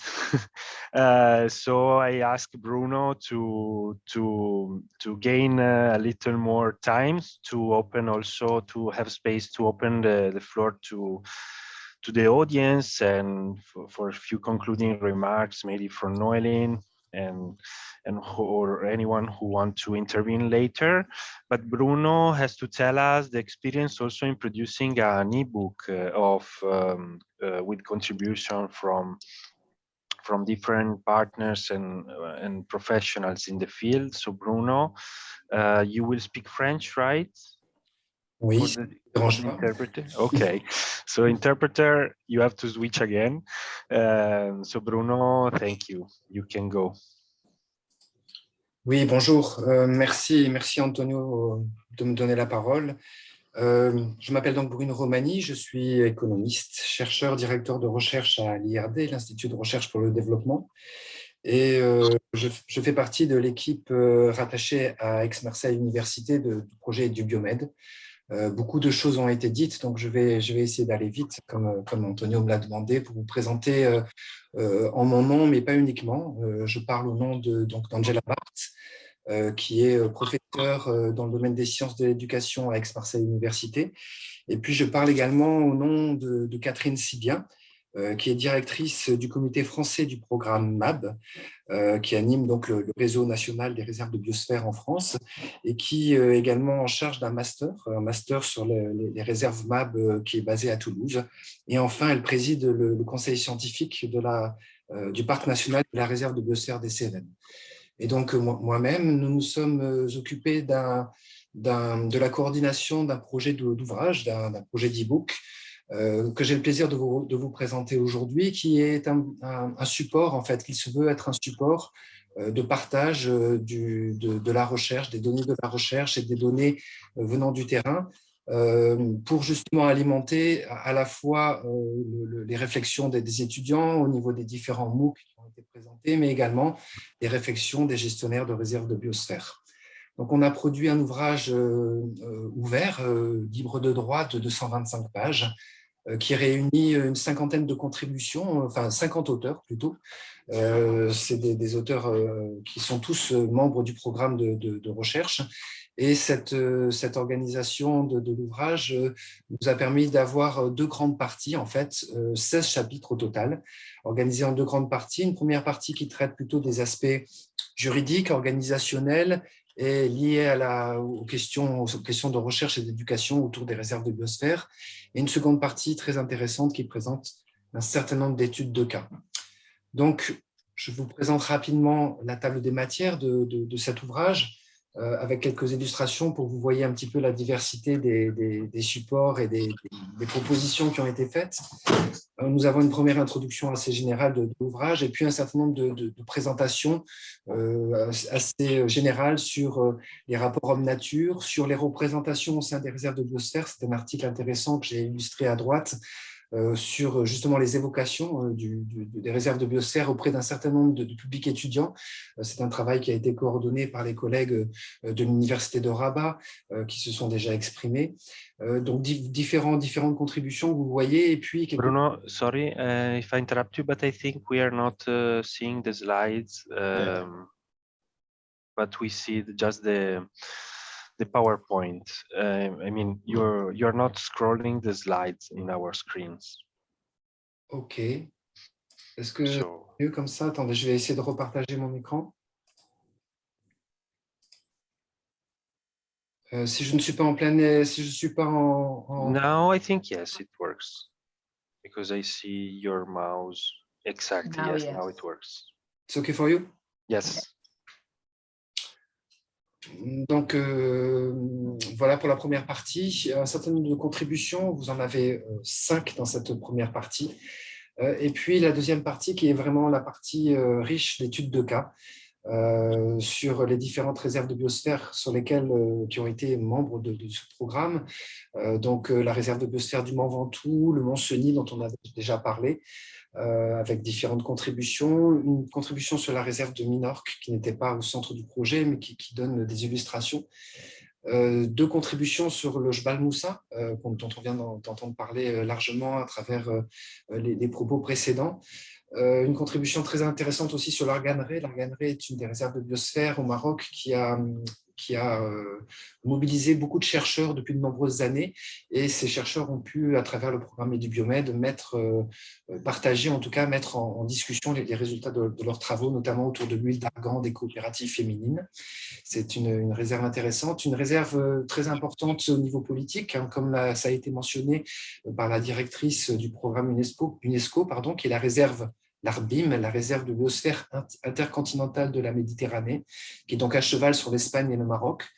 Première réserve transfrontalière, donc une réserve très, très intéressante, avec cette continuité territoriale sur le détroit de Gibraltar, qui est un détroit symbolique, avec des problématiques très importantes en termes écologiques, mais également des problématiques humaines, de migration, etc.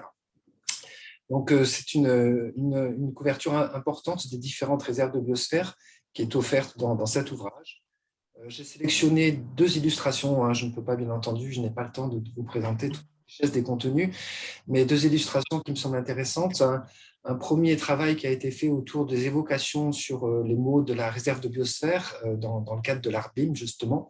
Vous voyez un nuage de mots qui apparaît et qui donne justement à réfléchir sur les différentes évocations. Et puis à droite, vous avez justement la complexité de la gestion de ces réserves multi-acteurs, donc qui sont extrêmement ambitieuses parce que c'est des réserves qui ne sont pas classiques et qui essaient justement d'incorporer les populations locales et de leur donner une forte visibilité. Et donc vous voyez l'ensemble des acteurs qu'il s'agit de coordonner et qui montrent aussi justement l'importance des enjeux d'un programme comme Edu-BioMed. Enfin, pour terminer, j'espère que vous voyez bien mes slides maintenant, cet ouvrage publié donc en format Open Science a donné lieu à des prolongements qui vont être publiés en mars 2022 chez un éditeur qui s'appelle ISTE, qui est un éditeur anglais avec une très bonne diffusion des travaux en français, en anglais et en espagnol, avec deux ouvrages donc, qui reprennent l'e-book que je viens de vous présenter, mais qui l'assortissent en fait d'un certain nombre de contributions, de nouvelles contributions d'intervenants extérieurs, notamment pour enrichir les réserves de biosphère que l'on présente au niveau de la Méditerranée. Donc, dans ces deux ouvrages, on a des études de cas sur des réserves en Algérie, sur des réserves en Tunisie, sur des réserves, d'autres réserves en France. Donc, c'est quelque chose de tout à fait intéressant. Et puis, on a des contributions également d'acteurs extérieurs au programme, mais qui sont des acteurs au fait de ces problématiques de réserves de biosphère. Je pense notamment, par exemple, à Myriam Bouamran, qui est responsable directrice du réseau du programme français au niveau Unesco, du programme MAB, et Didier Babin, qui est également président du réseau MAB France et qui était quelqu'un de très impliqué dans les problématiques biodiversité post-H2020. Donc, on a avec ces deux ouvrages vraiment une diffusion très large des travaux qui ont été menés dans le cadre d'Edu-BioMed, mais qui sont là, je dirais, repositionnés dans un contexte un peu plus général avec des contributions venant de personnes extérieures au programme. Voilà, je vous remercie pour votre attention et j'espère que vous prendrez beaucoup de plaisir à la lecture de cette page. Thank you, Bruno. Thank you very much. We switch to English again. And so thank you everyone for your ability to be very brief in resuming 3 years of work in 2 hours. So that was a challenge and we made it. So I'm very proud of everyone, and also is academia trains you to summarize works in a few minutes. So we have time now to open the floor to our attendees for any concern, doubt, queue for discussion, and whatever people want to raise. So I don't know if you, Emilia, had followed the chat recently, if there is some concern, or otherwise you can raise your hand. And before, okay, Philip, I see your hand. I think, Emilia, you have to let Philip speak, right?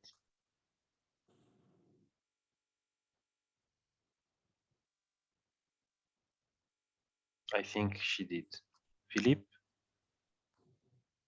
Yes. Yes, we hear you, yes. Okay, that's fine. That's also something I wrote in the chat, but I'd like to raise it as a question to the presenters.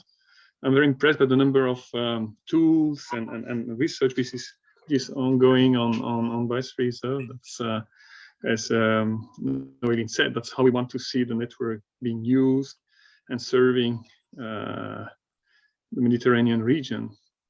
The general impression I have is that there's a lot of efforts you've done and tools and research made, which is serving the purpose of supporting the Biosphere Reserve and make them better known in the region. But I've not captured this idea that also all the research efforts and the teaching effort we could do with universities and other partners could serve the purpose of influencing, I would say, the society at large, and in particular, policy and decision makers. what we need is not just a well-functioning network of biosphere reserve, but that this network is really inspiring new policies and directing people who would like to learn how to move in the direction of sustainability and resilience and things like that. So what's the outreach of all these efforts? I mean, at the end of the day, I would say that the first level of reserve is definitely that we have better functioning and better supported biosphere reserve, but then the role of those biosphere reserve is to be inspiring the society around them and policymakers. So are they research particularly dedicated to this kind of things? So to extract from those very interesting experience, I had the chance to visit some of those biosphere reserves so far. Excuse me, I did not introduce myself. So I'm working for the MAP program since 27 years already, and I'm now in the secretariat dealing with the Arab map, but also I'm very interested in the Mediterranean region because of that. And I've seen many of those biosphere reserves you have involved so far. So yeah, that's my main question for discussion. And as I wrote, we could explore those questions further with your network of partners and this very interesting project. Thank you. Thank you, Philippe. Thank you. Very interesting point you raised, and I'm wondering whether there is someone who would like to answer. Please raise your hand if so.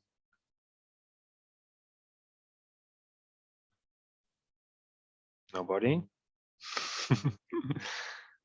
That's challenging. Okay. It's challenging. Maybe yeah. I can say something. Philippe, thank you very much for your comment, and thank you very much for putting this interesting issue on the table.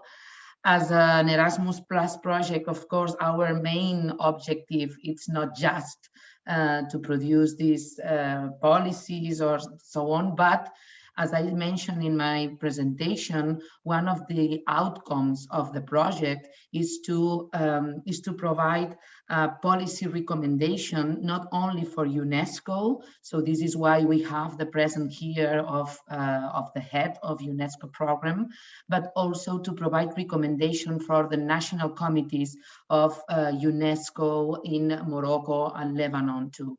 So despite this is not the main objective of our project, we want to contribute with some recommendations that could be useful in order to change or in order to be more innovative in this issue. And the other thing is what Pierre Domet and our colleagues from Lebanon put on the table, and I take the advantage to say, to remark the idea that we want to consolidate, to officialize this Mediterranean Biosphere Reserve network under the auspices of UNESCO. So this is another step forward in order to have this influence in changing the way to understand Biosphere Reserve and to work with it. So it's not really our main objective. What we want to contribute with all expertise is in changing this. So yeah, thank you very much. This is really challenging for all of us, but we will take into account. Yeah, I don't know if my colleagues want to say something else, but if not, I think the answer to this question will not appear until few years after the project is over, because what we have done in these 2 years, we have laid the ground for not only collaboration, and it's the collaboration between the universities and the Biosphere Reserve managers that are going to inspire the local communities and influence decision makers. And when we started the project, this relation was almost non-existent in the form that it is today. So I think my colleagues, at least in Lebanon, agree that 2 years ago, I mean, we knew of each other, but we never really worked with each other. And if anything, these 2 years helped us also develop a personal relation and a personal understanding of our strengths and weaknesses and interests and limitations. And so we have laid the grounds for inspiring and influencing. And I don't think it's reasonable at this stage of the project to push on this agenda, but it will happen naturally as we continue to capitalize on our efforts and leverage what we have achieved. Thank you, Salma. I agree with you, and I think that we are working since 3 years, but I feel like it's the beginning because we produced a lot and of tools and relationships, because the Erasmus Plus program is about also relationship between people. And from now on, we will have to map the impact on this. I see that Pierre and Joël have their hands raised. Pierre? Well, I just want to say I'm so agreeing with you, Salma. You see, a university for us, it's a one-stop shop. That's what's so extraordinary. You can do archaeology, you can do social science, you can do biology, you can do geology. All these things are available there, and we can learn so much from having these interactions, and also on projects that benefit both parties. I'm with you 100%. The other big achievement is we got to know other countries in the Mediterranean and have this rapprochement between East-West, North-South. And there I am personally very happy that Madame Noéline was actually presenting the Mediterranean network today, and we are founding members of that. So I think a very good big future can occur in this opportunity. Thank you so much. Thank you. Joël? Sorry, in terms of policies and decision-making beyond the I just have to say that our work is inspiring other initiatives like us. We are being contacted from other people who are interested in the various initiatives that we are conducting. Other biosphere reserves are also interested in some of our programs, and sometimes just communities elsewhere who are interested in doing similar programs or to have the similar activities. They are contacting us, and they are interested in doing similar initiatives or to be part of the MAB network. So I think this is one of the roles of the project or our collaboration with the universities. It's true that we have done our work in terms of legal review but I don't know how far this will go. What I know that we will achieve together is that we will positively affect. We have an impact on others around us, and this I think is the start of the change in policy. We cannot go and change policies like this. We need to first start by doing the right thing ourselves, by setting the right example in our country, and maybe others can be mobilized with us. And this is how policies change. We are it's not possible for us to go and to reach this level directly. What we can do is inspire others, have a practical example for others. And I think usually in Lebanon, the private starts and then the policy follows. And I think this is what will happen in our case. Thank you. Pierre, you raised your hand? Or? No. I'm okay. Good. Yamina, I think. We don't hear you. I want to thank Joël and Pierre for really sharing their experience with us, because that's an evidence that actually where the universities can take part in. And I think that I will go back to the master program we have worked on. I think that by having master programs on biospheres in universities, this will guarantee that this link between the biospheres and the university and research will really be there, and will give the opportunity for even young researchers to become aware of the issue of biospheres and to develop, to cultivate this awareness in them. So I think that that's one of the best practices we get from this Edu-BioMed project. Thank you. Philippe, you wanna? Yeah, thank you for this very interesting discussion. I agree with you and understand me well. This is excellent that we start from the Biosphere Reserve, and as you said, I like your pragmatic approach. That first we need to improve relationship, investment from research and education in and around Biosphere Reserve. Then progressively this would influence people, and why not policy in the long run around us.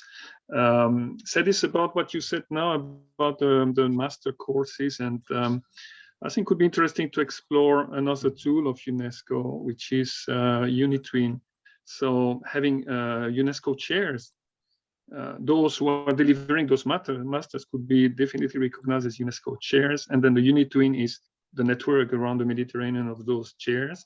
These require the capacity among you to moderate and to coordinate that network. But that would be very, very interesting. So to put the recognition of UNESCO on such tools for again thinking about the sustainability of even a European project in the long run, so that after the project something remains. We have of course a center in Spain, there's a network, but I think going specifically on education, that would be fantastic to have this UniTwin dedicated. There's a good example I could share with you if you're interested. That's coming from Japan. Japan is proposing right now two chairs, university chairs, dedicated to education for sustainable development at the higher level, using Biosphere Reserve as a ground for that education. So again, they're speaking the same terms you do, building relationships and connections among Biosphere Reserve and the kind of education we need and the impact we need in society. That's very interesting. And they think about having a unity on that. So if you have several similar networks in important regions like East Asia or the Mediterranean, that there could be many exchanges and international activities developing on what you're doing. So just an invitation. I'm available to you to explore, so that in terms of, as I said, sustainability of the whole project in the long term. Thank you, Philippe. Thank you, everyone. From one side, I don't want to close the discussion. From the other, I don't want Claudia, our interpreter, to get so tired. So I guess, Claudia, if you feel you feel free to go if you are tired, but I don't want to stop the discussion because it's getting interesting. Before to give a word to Noeline and maybe Roser for some concluding remarks, I take a comment from the audience again, from Maria del Carmen Romera Puga.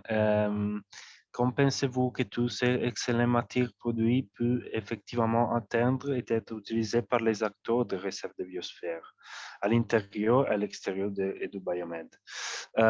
So how could we get to people, and how could people could benefit from our action? I feel I could answer that depends on the tool, because there are so many and the public is broad. We are working on a sustainability and dissemination strategy with all the partners, and you just for now have to follow our website and our newsletters for more updates. I see Filippo has already still the hand raised. I don't know if he wants to intervene again. Philippe? Sorry, old hand. Okay. Noeline, I don't know if there are other messages. Merci. Noeline, if you want to intervene and tell us what you think we of all we said and all we done during last years of project. Thank you, Antonio, for giving me the floor, and thank you everyone and the presenters. It was a great session. It was really a great session because in 2 hours, you give us an overview on what could be done for the communities in the Biosphere Reserve. And at the end of the day, it's for these communities that we are working. So I was very interested by all you have done, and maybe I just want to raise 2 or 3 things. One of them is the wealth of what you have produced in terms of knowledge. And I think that this is something that deserves to be shared with the network. And as also Pierre said, the Mediterranean is a place where North and South meet, where East and West meet. So I see your project like a kind of starting point to disseminate all you have done, all the good work you have done, because Mediterranean is really a hub of communities. And you have communities that used to live there, but as you said, also you have now a lot of issues that are dealing with the actual situation of insecurity, and you have migrants, and you have many other issues that you have to tackle. And we used to say that the science is there to really inform good decisions wherever they have to be taken. They have to be taken at the policy level, they have to be taken at the national level, with the communities, anywhere. But science is there to really provide the good information for that people take the good decisions. And I think that what you have done, at least for the Mediterranean region and for the Biosphere Reserve, where you have worked with, the number of issues you have worked on, the number of communities you have worked with, is something that for me is very interesting and important and has to be shared. And I insist in the sharing of all the things you have done, the sharing of good practices and knowledge is something that we have to make more stronger, within the World Network. And that's why we are now at the MAP Secretariat aiming at establishing a database for the MAP program. And I think that having heard on what you have done, and I know that there are some similar initiatives all over the world, we have to have in this database somewhere where we are going to retrieve all the learning resources that have been produced. Your MOOCs and the MOOCs that we have in other regions, your good practices in the Biosphere Reserve in Mediterranean, but also in the other Biosphere Reserves. So I'm very much interested to see how we are going to outreach the results of your project and how we are going to share it. And maybe we can think about this and really use this very useful project to build the capacity of the other region of the world. And you know that in the MAP program, we have the regional networks, of course. Mediterranean is a sub-region. You have already started to organize yourself around the region. But now, following the last council in September, we want to engage more in thematic networks. And I think that thematic networks is networks where the scientific community and academia have a lot to say and a lot to do, because thematics goes beyond the countries, they goes beyond the communities, and they goes beyond the expertise. When you talk about one subject, it can be biology, but it can be also other issues like water issues, sociology, archaeology. So having this thematic network is also something that we are very much interested to push. And I hope that you will be also interested to come on board for these thematic networks and to share what you have done. I will stop here because time is not on our side, but I want really to congratulate you. It's a very good project, extraordinary project. And I really hope that there will be a follow-up on this and that you will be able to pursue all your efforts and share it with the whole network of Biosphere Reserve. Thank you very much. Thank you, Noeline. Thank you. I'm told that Claudia has to go. So thank you to the interpreter. An applause to her because she has been great. And so thank you. I guess Rosaire has some words, maybe? No? Maybe, no, just thank you, Noeline, again for your presence here, for being here with us. It's really important for us to have your, to have your support and comprehension. And we promise you that we will come back to you and UNESCO with the main results of the project. And then we will have time to discuss this thematic network that we have already begun to think how it will be worked. So yes, we will come back to you with more news and results. And nothing else from my side, just to say that I am really, really, really proud of this team. They are really excellent professionals in the academia and the territories. And for me as a project coordinator, it's really, really a really excellent job to be close to you. So thank you very much to all of you. I'm really happy to know you a little bit more, and I hope that this is the beginning of a really successful story. So thank you very much again. Merci beaucoup a tout le monde. Moltes gracias in Catalan. Muchas gracias. In italiano.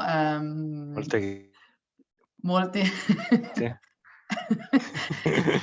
Okay, so thank you very much. And of course, thank you very much to all the audience and the participants to being here with us. Thank you. Shukran. Shukran, Shazira. Shukran. Ciao. Bye. Ciao. Bye. Thank you, everybody. Ciao. Thank you. Ciao. Bye. Bye-bye.